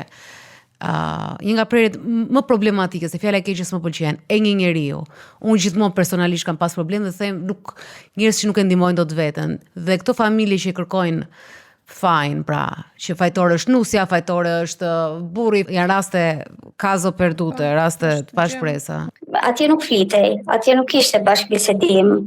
Atje kishte kush është më i forti do komandoj. Kaq. Unë jam burri, do bëhet si themun më tije. Për të fshehur dështimet e tyre, kështu role playing, si quhet. Po pra, po. Marrim një rol të dukemi, t'japim rëndësi vetes, kur ndërkohë ai kishte një varësi. Po se shikonte ai që ishte i mbaruar nga të gjitha anët, nga vërsitë që kishte, dhe kërkonte të merrte me forcë respektin ai, respektin e kishte. Po nuk e di çfarë mendonte në mendjen e tij. Jo, po unë jam burri, po mirë, ore ti e burri, s'po ta merr njëri statusin, është joti. Thjesht sillu si duhet, kaq. Shiko, ai është edhe në një, meqense the ka humbur miliona, është pastaj kjo është një temë tjetër që ne do të trajtojmë, se na kanë kërkuar shumë edhe këtë temë, të temës së varësisë ndaj drogës dhe bixhozit kryesisht, që është një plagë e madhe. Ka ndikim familja tek varësia apo është e trashëguar? Si çdo shqetësim, çdo çrregullim psikoemocional ka një bazë të jetës, pra, jetës që jeton personi, dhe nga aty mund të përforcojnë dhe lindin problemet, por që ka dhe një predispozit të trashëgueshme, por ka një impakt vogël. Rëndësi më të madhe e merr ajo që kalon personi, si e ballafaqon, si e mbështet mjedisi, në këtë rast po shikon që familja ka pasur mundësi ekonomike dhe kanë sepse kjo gjë që më tregon me të drejtën tek djemt e mi, që të bëhen si aty bixhozi apo që të bëhen të dhunshëm, gjithmonë mundohem të edukoj, të them shiko se vajzat nuk preken. Dhe kjo është një ndër arsyet kryesore që mua më shtyu tikja, sepse nuk dua që vajza ime të duroj dhunën, të uli kokën, të bëhet. Nuk dua që unë duroj 15 vite, nuk dua që ajo të duroj as 15 sekonda. Atë që kam përjetuar unë dhe ajo bashkë me mua dhe 2 vëllezërit e saj. Lajmi mirë është që ti mori vendimin, ajo pa një nën që mori vendimin të ikë, se e ka marrë sinjalin, leksionin e parë mori. Në fakt edhe unë këtu do thoya që gjëja më pozitive në gjithë historinë e Bonës është fakti që është larguar nga ai vend. Nuk e dia, e ndjen ndryshimin të. Po pra, si e tani kështu shpirtërisht? Jam më qetë, normalisht, sepse kur isha atje isha usëmura, sinqerisht usëmura. Isha shumë keq, humbisja ndjenjat, nuk kisha në gjendje të qetëria në këmbë. Rresht kam që shumë sëmur. Tani po e marr veten, nuk mund të them që jam 100% mirë, sepse shqetësimet sa do janë është ardhmja, mendo këtë, mendo atë, fëmijët, puna, është shumë e vështirë t'ja dalësh vetëm. Momentalisht më ndodhem në një strukturë, por që të dalë që këtu e kam shumë vështirë. Dhe vetëm kjo është gjë që më shqetëson. A mund të pyes se si janë fëmijët, si shikon ata?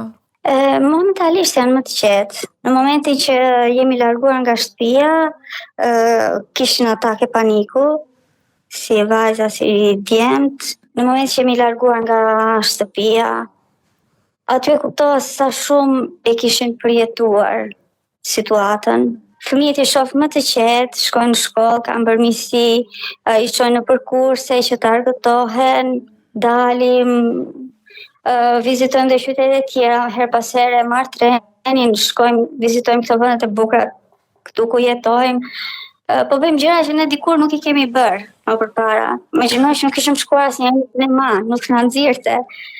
Edhe i shoh goxha më ndryshe fëmijët dhe kjo gjë më bën të ndihem mirë. Prandaj po e themi që ke bërë gjën më të mirë, edhe ky është paktën një nga sinjalet më pozitive, më të shëndetshme që ti ke ndërmarrë. Shiko, gjithsesi prapë e tha edhe jo, në lajmi mirë që ti si e mën atë histori. Kjo është një histori e shkuar.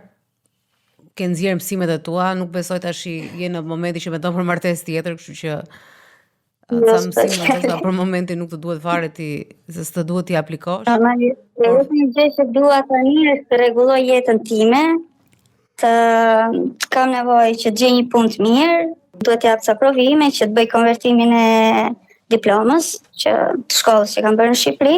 Me këtë punë që po bëj aktualisht, Mu mundohet kurse ca para, bleva një makinë, edhe thjesht gjëja që dua është sistemoj jetën time, t'jem unë, fëmijët e mi, të bëjmë atë jetën e qetë, po gjithashtu kam nevojë të gjej paqe, sepse akoma nuk e kam gjetur brenda vetes.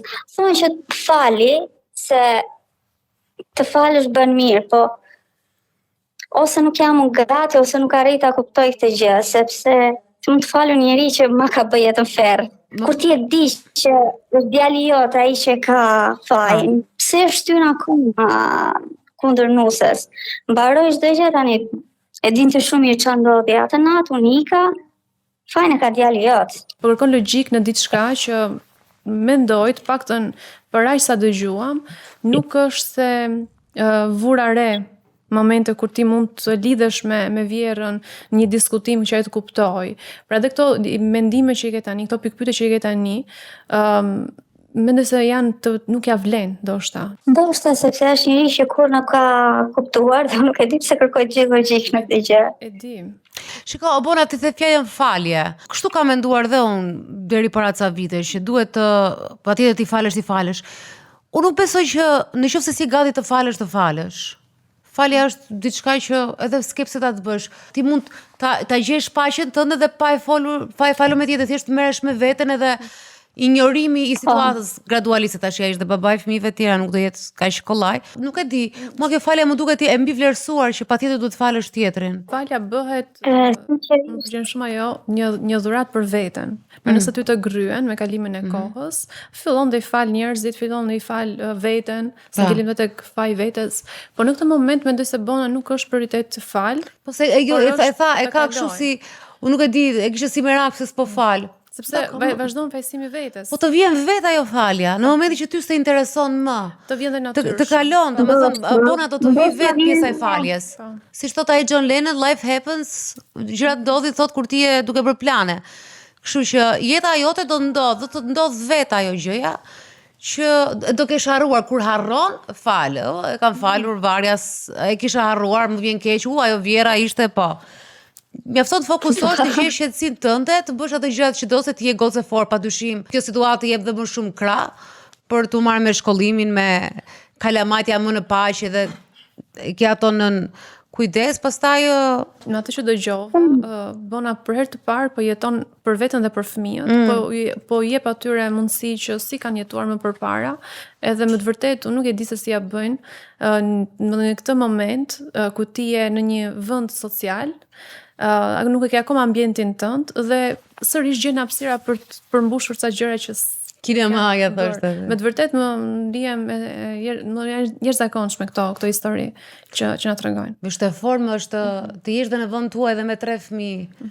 Edhe ke kaluar të dhune çdo gjë. Edhe fëmijët ta kenë parë dhunën, e ta kenë pranuar dhunën policia, edhe ti pas ankth. Dhe tash Bona ty bravo të qoftë, duhet falenderosh veten tënde çdo ditë.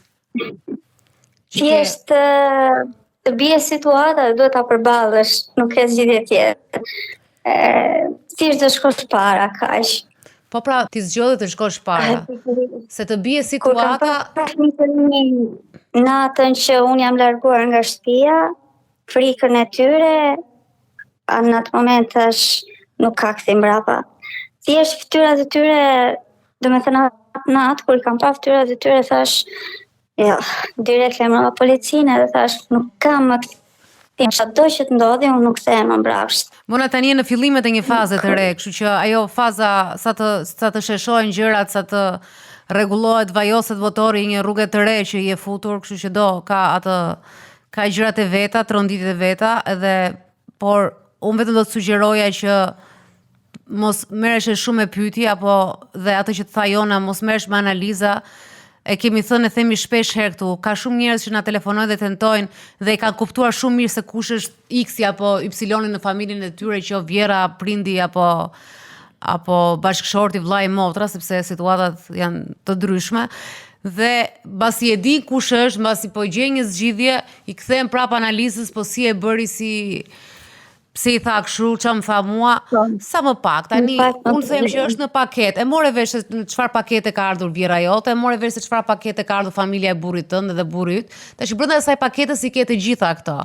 Tani po ti sqarojmë ajo pra është, ajo si të duash ti kthe mbrapsht parç, bëj çfarë të duash, ajo është ashtu siç është. Nuk ja vlen tu më shko me analiza. Natyrisht do kohë të pastrosh edhe një çik edhe të gjesh paqen, që është okay. Po këto gëzimet e vogla që ke, këto mba, këtë marrëdhënie me fëmijët, këtë vullnetin që ke për të ecur përpara, për të bërë një shkollë, këtu përqendro. Do thoj që Bona i ka vendosur prioritetet e saj, domethënë ka vendosur pjesën e arsimimit që po e çon deri në fund, pjesën e shëndetshme të krijimit të ambientit të shëndetshëm të familjes së saj, ndoshta edhe diçka tjetër që nuk e dëgjuam, por mbajtja e këtyre prioriteteve do jenë synimet që ajo paktën të ketë një drejtim, të mos lëkundet nga çfarë mund të dëgjoj së jashtëmi, nga njerëzit apo nga situata që mund të krijojë ish partneri tashmë. Përse si ka sa duash, po kthej mbrapa jo. Unë shoh edhe gocat që kam njohur këtu, më tregojnë historitë e tyre që kanë falur një herë, dy herë, tre herë, edhe si përfundim ata nuk kanë ndryshuar. Kështu që plus e di, edhe imi, ditë e para kur largova, po më fal, kërkonte falje 20.000, unë gabova. Pasi e kuptoj që unë s'kisha në plan të kthesha në shtëpi, filloj kërcënime, sharje, ofendime dhe në rrjetet sociale, në 3 fëmijëve. Është turp. Tash ai përderisa ka lënë gjatë lek Bixhozi. Është të thash është paketa tash mos u merr me detajet. Turp është, po që fillim që dhuna Bixhozi, fakti që është baba, ka 3 kalamaj për tritur e tjerë. Nëse faleminderit shumë Bora dhe erdhe me dhimbjet e të kaluarës tënde, po përfundove një frymëzim, një rast frymëzimi.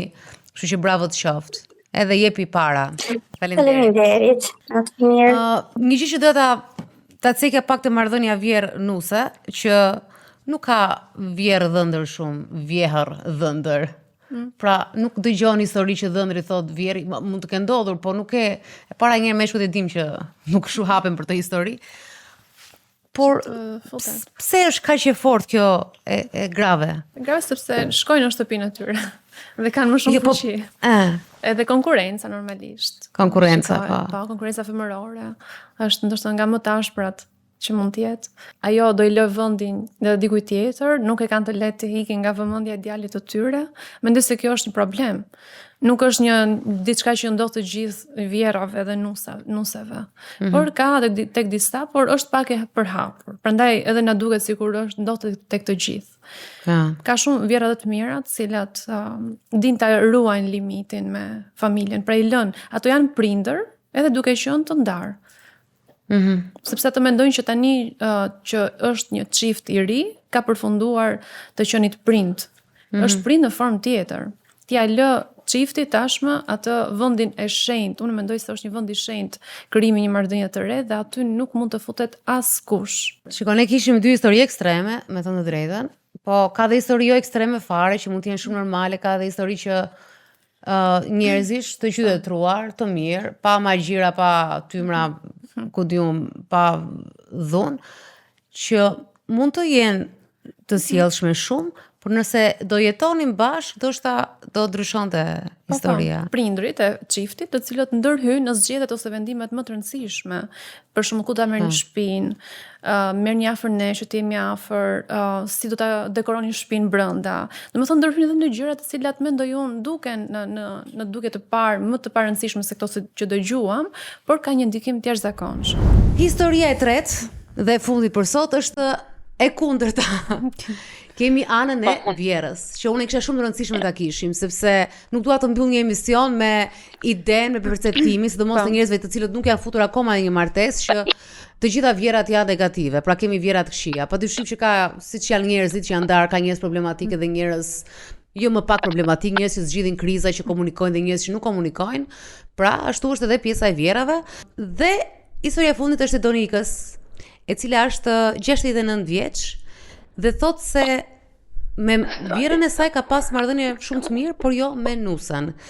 Madje ajo thotë që nusja nuk flet, nuk e përshëndet dhe është xheloze për vajzat e saj. Gjithsesi më shumë dua të kuptoj nga Donika. Donika? Mirëmbrëma dhe faleminderit. Unë jam nënë vajzash, kështu që nuk do të jem mamaja një djali. ndoshta jona do bëhet, kështu që nuk e kuptoj, domethënë nuk e di si do të jem si vjerë, por ti si mendon për veten tënde? Varet si analizon, po varet si të ndodhesh, në qa rrethanash ndodhesh. Qënë, se unë me vjerën time në pasim rregullisht shumë të mirë. Më fjalë, më fniste, gjoja, kurse me nuse ndodhe e kundërta. Po çfarë ndodhi me nuse? Më ndodhe një gjë, ajo erdhi, e pritëm si gjithë zakonet e shqiptarëve, por filloi me fjalë unë i blija çokoladë, afloja, si që më bëri mua vjera, u bëra dhe unë në rolin e saj. Edhe, po ajo shumë shpejt ndryshoi, nuk ishte sjellje, nuk të përshëndeste, nuk të xhelozë se më kam dy vajza. Edhe kështu filluan ato keqkuptimet e para.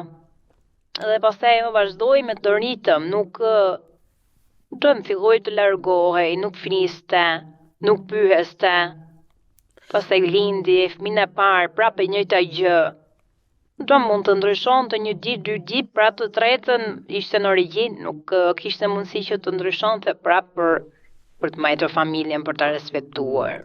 Doni nga një pyetje, ju jetoni në një shtëpi që nga dita pare? Ne jetojmë në një shtëpi dhe ajo punon. Po.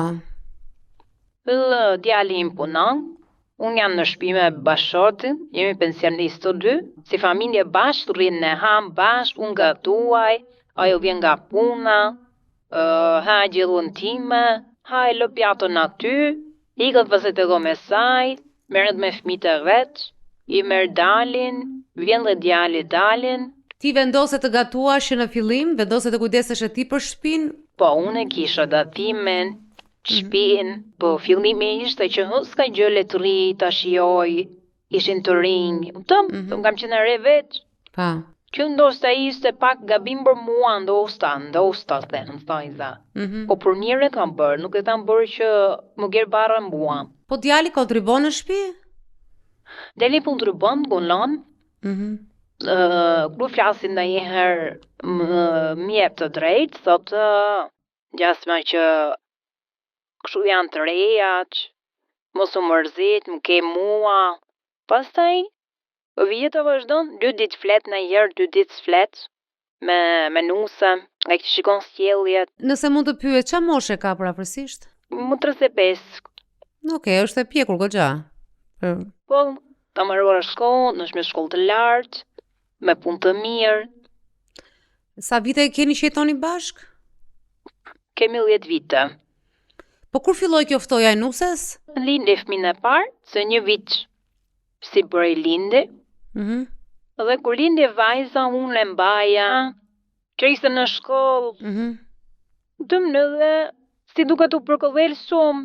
Dëmë thot, kam jetën time, ti ke bërë ndryse jetën, unë do e bëj ndryse. Ajo ka shpjor ndonjëherë dëshirën tek djali ose e ka hedhur si muhabet që të ndashit, të kishte ajo një shtëpi vete? Shumë herë e ka hedhur, dua të ndahen, dua të jetojmë më veta. Ndoshta kjo ka qenë sjellja që ka vazhduar kështu. Po unë nuk dua që të ndahen.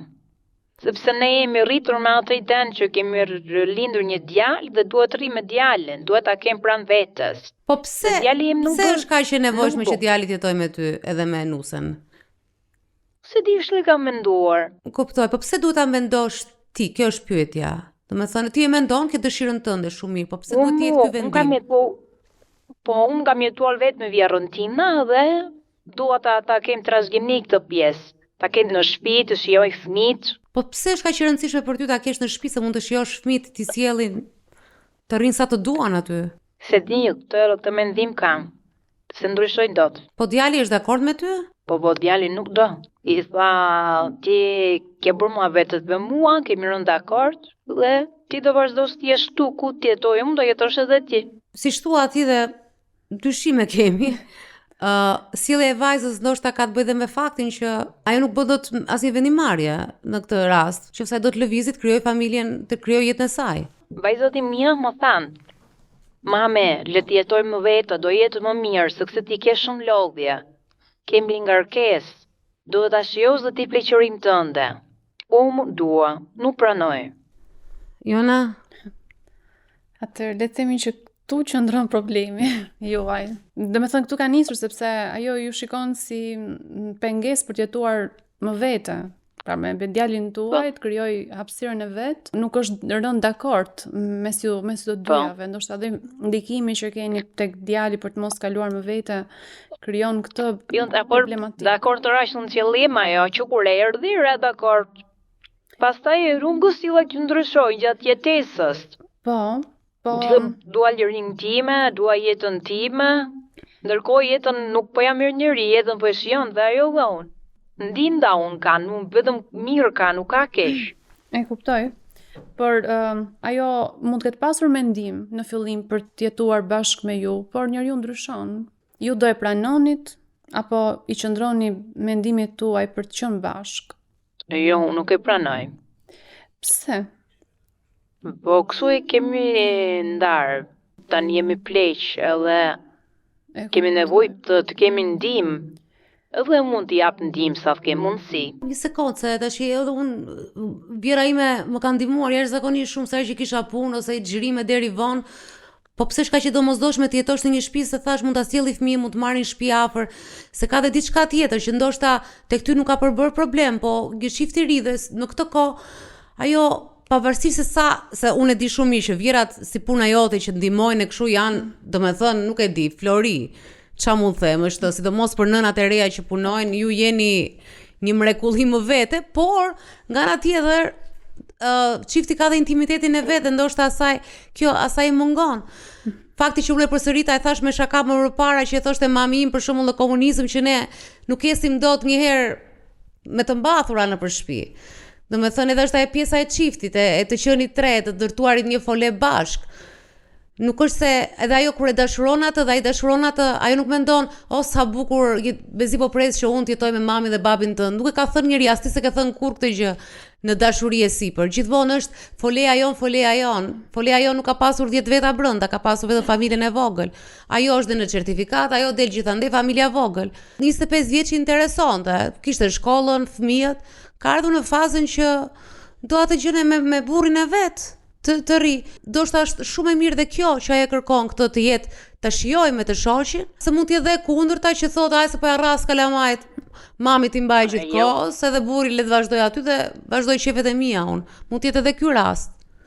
Kurse ajo kërkon që ta vazhdoj ta ndërtoj bashkë, dhe ajo e ka marrëdhënien, ajo ka martu atë, ka martu të treve. Balos klikeme, ajo ka dhomën e saj, unë kam dhomën time. Në vetë vi në shtëpi si të doj se ne sërim 24 orë në shtëpi. Po gjërë ishte në fillim, tani ajo nuk do të ndahet më, sepse fëmijët po i rriten. Vjen në shtëpi, çdo gjë e gjen gati, unë thash që në fillim filloi. Tani ajo e kanë të rrezi. Ikën në punë, vishet, laje, gjellën i gjë gati, fëmijët i gjë gati. Po tash më fal. Donika që ta kuptojmë dhe ne se s'dua që të jetë dëgjuesi konfuz. Ti thua që nuse nuk të flet tani thua që tani jemi mirë. Jo, jemi mirë që më thot më do ndahem, nuk e kërkon më këtë. Por ajo s'të flet, tash ajo ka ndryshuar sjelljen ndaj teje. Nuk flet. Merr fëmin, i e porosi se ka gocën e rritur. Edhe ikën ajo në punë, nuk kemi ne përballje që gëzihemi çdo ditë. Po bitë, pëlqen kjo situata që ai ka futi mendje të lehtë, ka thënë këtu s'pas ka. Kjo është krajvën që më pëlqen. Se shpinë kemi të madhe, ka dhomën e saj, ka fëmijët kanë dhomën e vet, unë kam dhomën time, kuzhinën e kemi goxha të madhe. Edhe vin me trekate tjeshtë, Donika, ai që kur s'do. Tani unë nuk e di tamam se mund të jetë edhe një gjë tjetër tek nuse që ne nuk e dim, po unë mora pak edhe Jona, ne direkt reaguam kur sa po the unë s'dua tiki, s'ka pse tiki, pra more direkt rolin e matriarkut të familjes, të kokës së familjes dhe po ndoshta vendimi duhet të jetë duhet këtë që demokraci në atë familje. Po më punëtarën që jo vendimet çifti merr vet, unë nuk do ryke zgjedhjet e çiftit. Okej, do të sfidojmë pak me këtë pjesën. Po. Pra ti the nuk do hyj tek çifti, po nëse ato do vendosin bashkë të dilnin më vete, ti do e pranoje këtë gjë? Pra të djali do thonë. Po mos të dy plot. Po vendosën të dy Pa normalisht. e ka punuar djalin Donika, ç'a thua ti? Po djali im nuk do. Po se djali do normale. Një çik është mashkull vetë që thotë, ai është rehat. Ora Donika për mua ti u do vdisja për një vjerë si ty, për zotin. Unë personalisht do vdisja për një vjerë që të ndihmon të gatuan, merret, do doj, se unë rri aty me kompjuterin tim, me celularin, mbaroj 3 skenare filmash me ty unë. Problemi është që jo të gjithë duan këtë gjë. Nuk më e mia, po shdo në misht. E kam dherë më në mjarë. Po mi më ti mbaj kalamaj me fundjava. Ndauni kështu me si që lë gjykata, që një javë i mban ti, një javë i mban. Nuk ka muhabet ndarje. Tani ka muhabet ku do shkojmë, kush do i maj fëmijët. Problemi është kush do grotuaj, kush do maj fëmijë, nuk ka mundarje, nuk kërkon mundarje tani. Po e ignoron fare, se e ka lënë fare tash ajo. Po, njën po tani. Tani ishte Martimba, po me ne. Tani ti guam.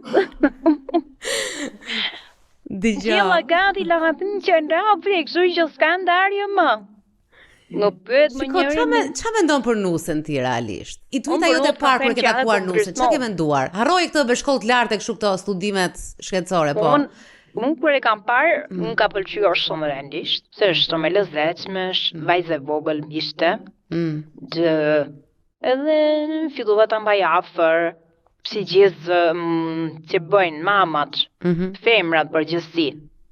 Por si duket ndoshta dhe unë kam bërë në një gabim në lidhje me vajzat e mia, sepse nuk sot gjithmonë janë xheloze ke vajzat. Se kuptova këtë, ma shpjego pak ç'a ishte, ku ishte gabimi këtu?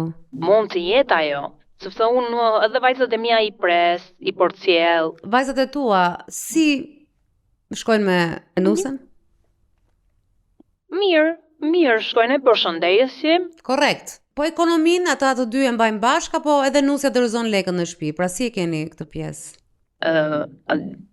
Djali dhe Nusi e mbajnë bashkë. Kontribojnë në shtëpi apo jo?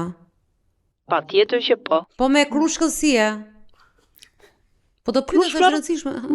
Po që është regjizori me krushkën, po. Krushkë është tash se i duket Marcelit regjizori si këngë tani popullore, po. Herë me Nusën, herë me Vjerën. Po me krushkën si shkon? Po se kanë ndikim dhe mamaj. Ka mirë. Po patjetër që ka. Mien, flec, rri, jo keq.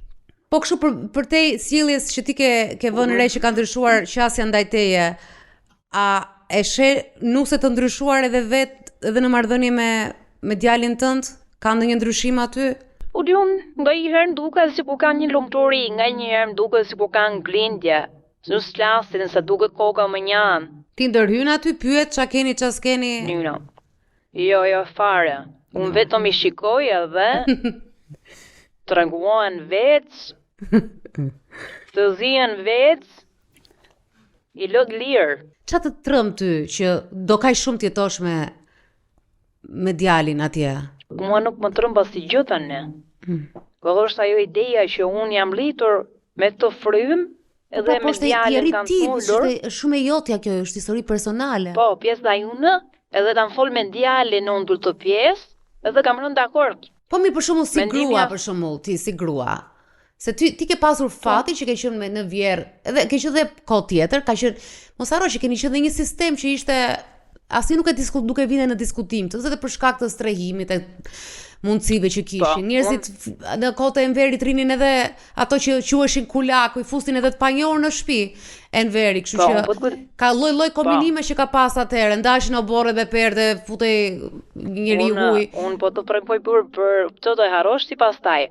Unë kam jetuar në 3 kunatat e mia bash. Po. Edhe pastaj u nda njëra njëti më pak, dhe ishin 2 kulorat nga Vjera, ishim 3 kulorat në një shtëpi. Kështu që mos e hy fara ti mua përti se. Kuptoj se dhe unë kështu kam qenë në që jam rritur me 3 kurora, po. Po, vetëm filxonët e kafes nuk më roshin gjithë ditën të lamnen. Po, po të thash që ka qenë një kohë tjetër dhe ishte një sistem i pranueshëm. Tani është një dëshirë të ngule jote personale. Pyetja që kam unë si grua për shembull. E ke parë ndonjëherë këtë Nuse si grua me dëshirat e saj dhe ajo, se po thua fola me djalin, fola me burrin. Dëshirët nuk e ka prek njëri, i ka dëshirët dhe për i vazhdon t'i bëj. Mund t'jetë dhe të qenit me burrin e vet, se ti thua ke shtëpinë e madhe, po prap jeni juve atje në përkëmb. Ajo ka qenë ndoshta të zihet me burrin, ndoshta të çmendet, të vrapojnë rrotull shtëpisë, të bëjnë dashuri në banakun e kuzhinës, tani flasim hapur. Po, ka dhomën e sa, unë bëj atje sa të kohë.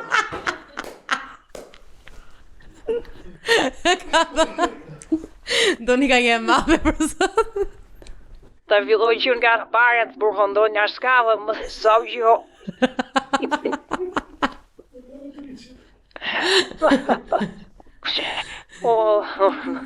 Jona. Ishte ka më mirë ju të dyave. Unë me Donikën do kënaqesha shumë. Për zotin do Donika do jetoja, por kjo nuk do thot. Por jo në një shtëpi. Jo, do jetoja në një shtëpi me ty, po ti ishe ti që lajve do jetoja. Po të kesh durimin dhe atë. Por mami im jo, do thoshte jo gjithsesi. Se ka qenë vjerë vetë dhe se ka pas eksperiencën aq të lumtur, por Jona, për fat keq është thyer ajo marrëdhënia mes të dyjave, edhe shumë të vështirë që të rindërtohet. Pavarësisht se Donika ka një qasje shumë të pozitive, shumë të mirë me atë që pakën po dëgjoj, dhe shumë humor, por si duket nusja jote tashmë e ka krijuar atë idenë që ju i keni qenë pengesa për të ndarë me djalin, pra për të qëndruar me vete, dhe si duket ju a shfaq me sjellje indiferentizmi. Po ndoshta vetë kjo është. Pavarësisht se tashmë i pëlqen ose të paktën e ka pranuar realitetin, por duket se ai moment nuk është shëruar tek ajo. Nëse s'ka probleme me partnerin e saj dhe vazhdojnë të kenë jetën e qetë edhe kështu, mund të jetë edhe që mund të ketë probleme dhe nuk mund të jetë edhe bashkë probleme edhe të tjera. Prandaj është e rëndësishme të dalim më vete. Të paktën mos jetë familja origjinës shkaku që gjeneron këtë probleme tek familja. Për këtë arsye thuhet që të ndahet, dhe këtë po i shpjegoj dhe Donikës pak më herët, që do ishte mirë ta kishte lejuar që në fillim të ndodhte kjo, sepse mund të kishte marrëdhënie tjetër sot me nusën dhe me djalin. Po mund të ishte edhe i kombinim aty afër në lagje, se s'ka problem. Po. Se le të rinë kalamajt edhe burri rrezik aty do vit hapra, po djali. Po mund të ishte një kombinim ndoshta aty afër që ka një respekt tjetër kur ti je në larg. Qoftë edhe me familjen tënde që je rritur, kur ndahesh, qëndron pak vite e ndar, fillon dhe familja të shikon me një sy tjetër, me një respekt ndryshe. Prandaj edhe në këtë rast, që është një nusë, pra është një person i ri që futet në familje, mund të kishte krijuar një tjetër raport me vjerin dhe me vjerën në këtë rast. Ju thoni që të ndahen tani unë. Tani shumë. Ndaj mund të amin, jo men.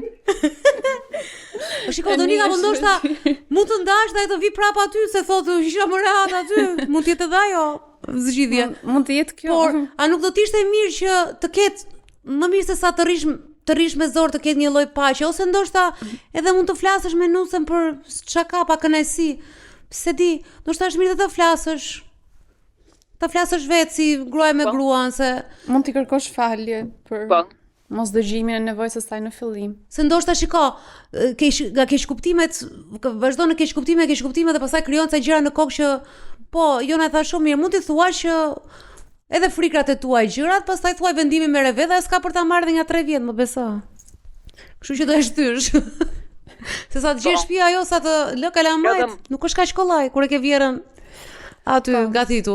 Po të paktën ta di dhe ajo që ka një vendimarrje, se kur thua ti jo s'do ikim. Ka thënë të shoq s'do ikim. Patjetër që edhe çuni do thotë jo s'do ikim. Ajo është një si pa vendimarrje, si e huajnë atë shtëpi. Ti mund t'i gatuash asaj gjithkohës, mund t'i lash rroba, mund t'i mbash kalamajt, por ajo për momentin është e huajnë atë shtëpi. Edhe ashtu ka për t'u ndier gjithmonë, sepse kur thua ti që kjo shtëpia ime dhe vendosur unë jam matriarku, padyshim që e ke lënë jashtë, nuk është demokraci kjo. As që shtini lekët bashkë të fiktive. Kja lë një shpinë dorë të gatua e jo, të laja e jo, të veri në punë, po punë po lavë, me mu ka mënyrë tjetër si duke. Po, tashi, po prapra, shikove, se më kujton mama tashi, ti ke qef ti bësh këto që të tregosh që ajo është shumë mirë këtu. Prandaj bëme me shumë qef ti këto. Të unë shikoj që vjen e lollur, vjen vonë. Po lëremi të bëj dhe një punë, e vonë, po edhe kur të përgatite për jetën atje. që do, a do një jetë pavarur, kur vjen nga puna do bësh punë të shtëpisë. Se dhe kjo shumë komoditet është. Ndoshta ajo do atë jetë, por le ta ketë atë. Mund ta fillosh pa nga pakti. Mbas vitit do t'i jap detyrim vetës mas vitit të ri, vitit 2026, unë s'do bëja si punë. Bërin vonë. Po këtë do të thellosh më keq, më kam përshtypjen të thellosh më shumë problem. Vetëm unë ndjej që në latimin edhe Odonika, unë besoj, unë ndjej se shiko, nusja s'ka për të bërë kur familje tash kjo gjë dihet, e vjera s'ka për të bërë kur nën, por unë mendoj që ajo në mënyrën se ti flet me gjithë gallatën edhe se je me lezetin që ke, se nuk është se mendon vetëm ti kështu mendojnë pjesa e madhe, unë mendoj që ajo ndihet pak jashtë. Dhe kur është jashtë, është si puna, e di çfarë thonë në Bashkimin Evropian, pse ka Ballkani luftë, diskutimi gjithmonë i Bashkimit Evropian është ta fusin Ballkanin brenda, thotë se kështu do jenë ato, thotë se ato fëmijët e çmendur që rinë te kufiri e zi me njëri tjetrin, sepse nuk janë pjesë e familjes. Edhe ju jeni 3 kundër 1 dhe ajo do të gjej reagimet e saj. Pra ka interesin që i ndihmon kalamajt e këto që është fantastik, por nga ana tjetër ndihet si pa identitet aty si e huaj. Jo, identitetin e ka, e di, identitetin e ka se shumë mikët e mina që flas kanë nuse shumë të mira që marrin rrogën e dorëzojnë në shtëpi, nuk marrin vetë një kokër leku, po ajo e ka primare këtë rrogën e alej, del, fëmijët i mbahen, ajo sikur ka ardhur në ajër, nuk rrin, lekun e ka, nuk tënë edhe kustet i ka, edhe kjo ndoshta i ka bërë dëm që unë e kam përkrahur shumë. Po ti ke krijuar komoditetin se i do aty prandaj. Ajo 10 vite ka që ka ardhur ke unë. Shtëpinë ajo e ka, identitetin e ka aty, ka marrë mbi emrin, është bërë aty familjare.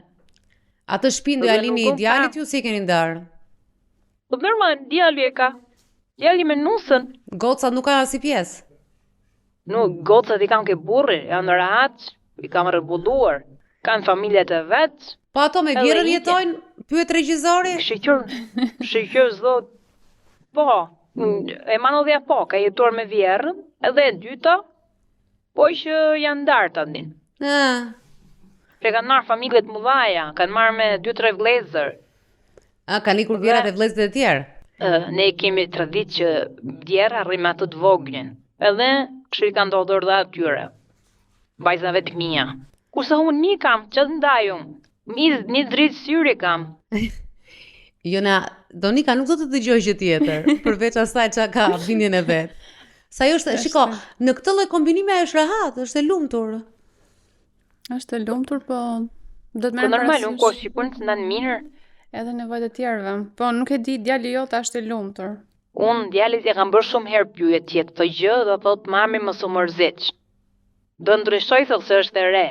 Prandaj thotë Dalina që jeni bërë pak bashk për të mos e dëgjuar atë, por unë sërish i qëndroj mendimit tim, sikurse ju tuajt për këtë pjesë. Pra do ishte mirë që do dëgjoj dhe ajo, pra nëse ju kërkoni një lloj afrimiteti, një lloj ndryshimi në shtëpi. Duhet dëgjuar pak edhe pjesa tjetër, duhet ulur pak edhe në aspektin e saj. Ju keni bërë një jetë tuajnë, kanë qenë kohë tjera, ka qenë jeta juaj, po nuk mund të kopjohet jeta, të bëhet njësoj prapë, vetëm sepse është bërë ashtu në rastin që ju e thoni, pavarësisht se siç e treguat, nuk ka qenë dhe aq e mirë, se thatë kam larë, kam pritur njerëz, kanë qenë ato filxhan me kafe pafundësisht herë që përsëriteshin, kështu që mendoj se duhet lihet pak edhe asaj në dorë, të bëj atë që do, por me partnerin, pa ndërhyrje të jashtme. Ju a keni frikë të jeni vetëm? Normal që kemi frikë. O Donika, se ti ke frikë, edhe unë edhe bashkëtortim. Do çuni se nëse nusja lë pas dore, nuk përshëndet, lë punë pas dore e tjera, mbyll dhomën e saj. Si sa besim ke që larg qof me ndodhe një gjë mbas 30 viteve ju uroj, sa më shumë të roni sa më gjatë, sa besim ke që ajo do rri atje dhe do merret me ju e do kujdeset e do laje, do ndroje ato që mendon ti dhe çdo familje tjetër shqiptare që thotë në një moment do kujdeset për mua. Sa beson ti që do kujdeset? Qofse keni këtë marrëdhënie tash. Unë në të thonë drejtëm se mendoj fare se si do më vi, po si të ma këtë dhonë votit ma japi, kam një për embestëm, po nuk më mbajti ajo, kam këto fëmijë që po i rri, se po i mbaj, o më mbajtën mje, po së mbaj këzë gjithë tjerët, kështu që Donika ka shumë mendimi rëndësishme pjesën fizike, se prapa ajo mund të jetë afër gjithkohës, siç jemi ne afër Donika me mamat tona, për shembull dhe gocat. Unë jam gjithkohës me mami, domethënë nuk është se takoj çdo ditë, po në telefon. Po, ka ngritur dhe Donika një pritshmëri ndaj nuses, që në fillim që do e pranoj atë realitetin që kishte ndërtuar, pra do jenë bashk, djali nuk do ndahet, mendoj se e ka përgatitur pak terrenin përpara dhe këto pritshmëri ke pasur para se ajo të vinte në familjen tuaj. Nuk ka bërë djali ato, nuk ka bërë unë. I ka bërë djali të qartë ato gjëra që në fillim. Pa e kuptoj. Se edhe mua po më thoshte djali që unë do iki, si shumë djem që s'kam pyetur për prindrit, ka plot. Edhe mund të ndodhte edhe mua. Po që ne këtu e kështu e kemi menduar, kështu kemi vepruar. Si e ke menduar të vazhdosh tani e tutje? Si për ditë. Ngrehem mëngjes, procedurat e përditshme. Donika, thell, a beson ti që po të jenë veç ato gruaja do kujdese për çunin? Çfarë mendon ti? A do jenë ato në gjendje në imagjinatën tënde që të jenë kujdese për çunin? Ajo do një rrobat pa lart djalit, ta për të kujdesur fare, djali im do edhe më përpara se besoj që pusë rrobat lavatrice, frindej, ftie kurosi. Kështu mendoj. Po si është dhe mundësia që ta bëjë në kohën që ka kërkuar ajo? Ndryshe do ta kishte bërë. Donika, unë mendoj që ti tek ajo shpike një fuqi të madhe dhe gruaja, siç thot ai filmi grek, është qafa që rrotullon kokën, dhe ti je qafa asaj familjes që rrotullon kokën, që mund të jenë burra që e mbajnë vetë kryetari i familjes, por je ti. Edhe përderisa, siç e them dhe përsëris, përderisa ke ndjer një shqetësim, ke ndjer që diçka nuk është shumë normale, dhe mendoj që të paktën si grua me gruan, sepse dhe ti ke hyrë dikur në një shtëpi, po thash ke hyrë në një sistem tjetër për ta kuptuar. Dhe e ke ndarë, nuk e qenë aq e huaj se ke ndarë me 3 kunata të tjera, kështu që keni qenë pak a shumë të tëra në një rol, ku si tash ajo është tek ty, ndoshta mund ta bësh ti hapin ose të gjesh formën. Ajo ndoshta edhe nuk do të lëviz fare, se ne po hamëndsojmë, ka thënë, dhe ndoshta nuk do të lëviz, ndoshta i konvenon. Mund të jetë mësuar, mund të jetë ratuar, por për hir të faktit që jeni në një familje, të gjeni një zgjidhje që të komunikoni, të thoni një mirëmëngjes të ëmbël, se edhe ti je lezetshme, nuk u kënaqem me ty.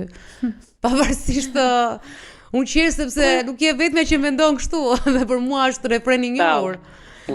Mua të zonjë miqë më njeh më thonë që je dashur dhe si ndodh kjo. Nuk e kuptoj njerëzit si ndodh kjo. Po që unë them që do ndryshojë ajo, se nuk ka, do me kalimin e viteve, fëmijët do rriten, edhe ajo do marrë shumë të mira që shikonte unë. Ajo do ndryshojë, thua ti, por ti vetë nuk do bësh asnjë formë për ta kuptuar atë, apo për të, ndoshta sepse dhe ajo ka nevojë për diçka që ti ndoshta mund ta ndihmosh, që mund të jetë diçka brenda asaj shtëpie, një lloj në marrëdhënien tuaj, ose mund të jetë deri tek shkëputja, por edhe ti ke nevojë të dish se çfarë do ajo, sepse thua gjithmonë unë nuk dua dhe u po pres që ajo të ndryshojë. Unë nuk dua të iki, këto janë vendimet e mia, ajo le të ndryshojë, kurse vetë nuk e ke ndarë mendjen që do vetëm këtë gjë dhe jo, për të ndarë nuk unë nuk ndryshoj. Po të paktën të marrëdhënie ta kesh, edhe s'ka nevojë të fuzësh as djalin në mes, ju jetoni në një shtëpi, mund edhe të flisni vetë. Djali përderisa s'po rregullon gjë, po thot pa merak se rregulloj dhe kështu, me sa duket nga gjithë historitë që kemi dëgjuar gjithë emisione, është gjithmonë një mashkull që thotë s'ka problem se rregullohet, po domethënë sikur do të shpëtoj situatës ti iki. Te ka çik zemrën e butë që djali im. E pra e kuptova unë se ti the që do laj vetë rrobat, e kuptova. Po rregullohet, do i vinë mend thot. Po do i vinë mend, po pse të humbësh ditë pa përshëndetje, se sado që ti jeton me ata është mirë, nuk ka rëndësi jeton bashkë apo pa ata, jetosh në paqe është e rëndësishme. Sepse do fillosh pastaj të fillosh mendosh thosh që ja unë gatuaj, siç the, ndërkohë që ti ke gatuar, e ke bërë gati pjatin, a ke lar, tani ke filluar ta shofësh, ta bësh re lë pjatën aty, ndërkohë që ke mësuar ti. Dhe ti e ke mësuar sepse ti do patjetër të fitoje atë familje ta kishe aty. Edhe ke krijuar gjithë ambientin për t'i thënë që unë ju akomodohem dhe ka qenë në interesin tënd personal. Kështu që përderisa unë të mes e kam bërë për mirë, po si duket ndoshta edhe është gabim, se kështu më thanë të gjithë që ke vepruar gabim dhe kjo pjesa. Sepse duhet t'ja kishe lënë shtëpinë, duhet ta shikoj se sa rëndësishme është që të kesh barë shpinë. Barë është, po është më qef kur lash shtëpinë Po, tënde se sa të është lash barë. shtëpi me, të them unë, si nuse. Mendoj që është më qef kur e ke barën brenda shtëpisë tënde se Po, sa pra, të po, lash edhe pastrosh edhe Edhe. vjerit, se di. Megjithatë unë mendoj që Po. kur ka mirë kuptim, unë jam edhe pro jetesës me vjerit, e kam seriozisht, kur ka mirë kuptim edhe se ndihma është e madhe, edhe më mirë ndonjëherë kur janë gjyshër të mirë t'i rrisin ato se sa dato të çuditshme. Mua më ka pëlqyer kjo tradita, por kjo tradita ka një, si thua, ka një limit edhe të jetë dashuri dhe harmoni, por nëse Ja. çifti Kjo, do të jetojë më vete varet- ose ajo varet- gruaja është e palumtur, do thotë që ka diçka këtu që nuk shkon edhe diçka po së Po pra, muret. është një femër që nuk duhet i mendoj këto gjëra. Miqel, duhet ta ketë atë lumturinë në maksimum ta ketë edhe ta shijoj familjen e vet. Sepse lër një prind atje dhe gjen prindin këtu.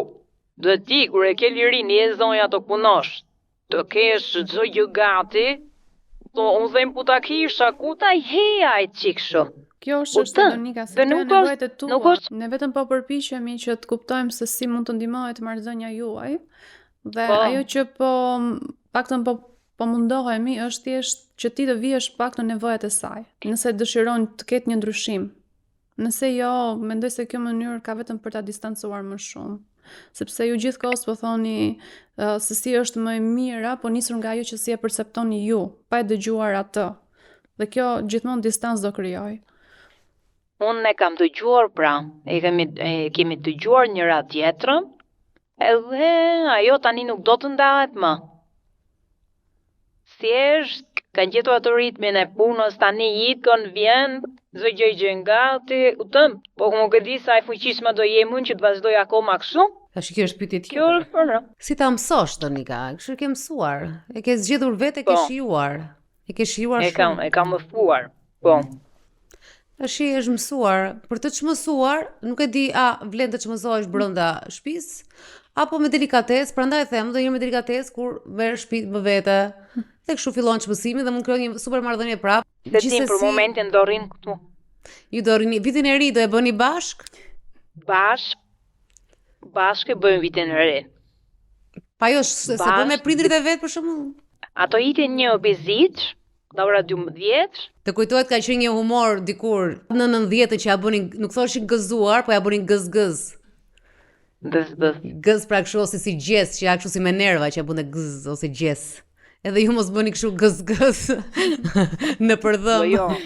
Nga ne tokim gotën tamam dhe në gëzuar, një vit të mbar, harmoni, bjen krushku me krushkëm nga ora 1-2, vinë dhe ata, edhe tokim gotat, pastaj vazhdo ripri për ditëshu. Pastaj vazhdon jeta.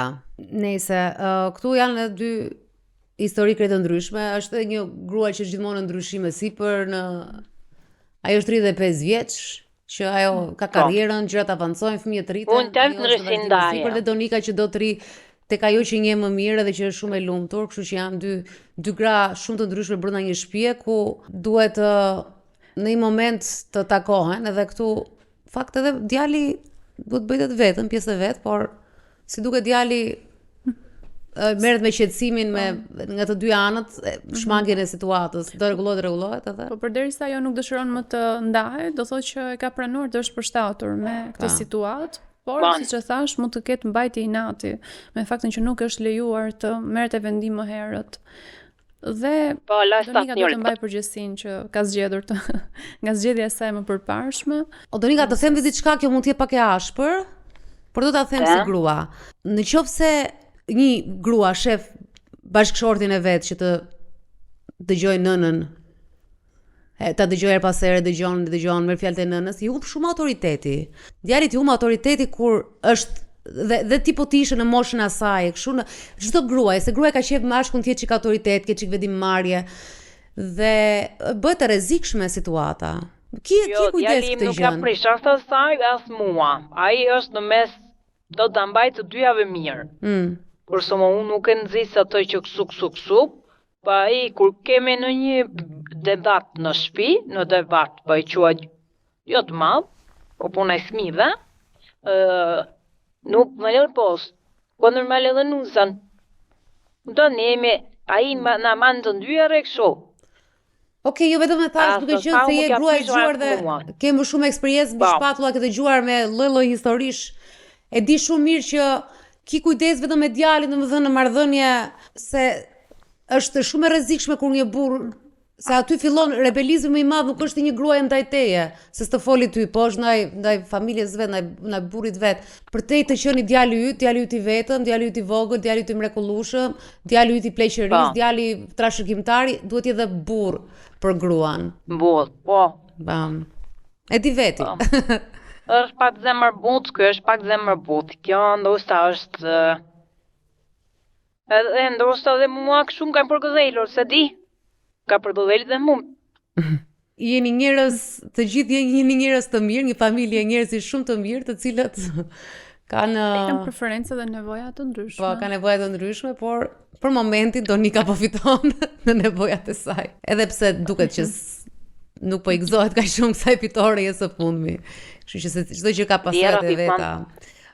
Vjera fiton gjithmonë, që ta dini ju. Vjera fiton gjithmonë. Jo për keq, po për mirë.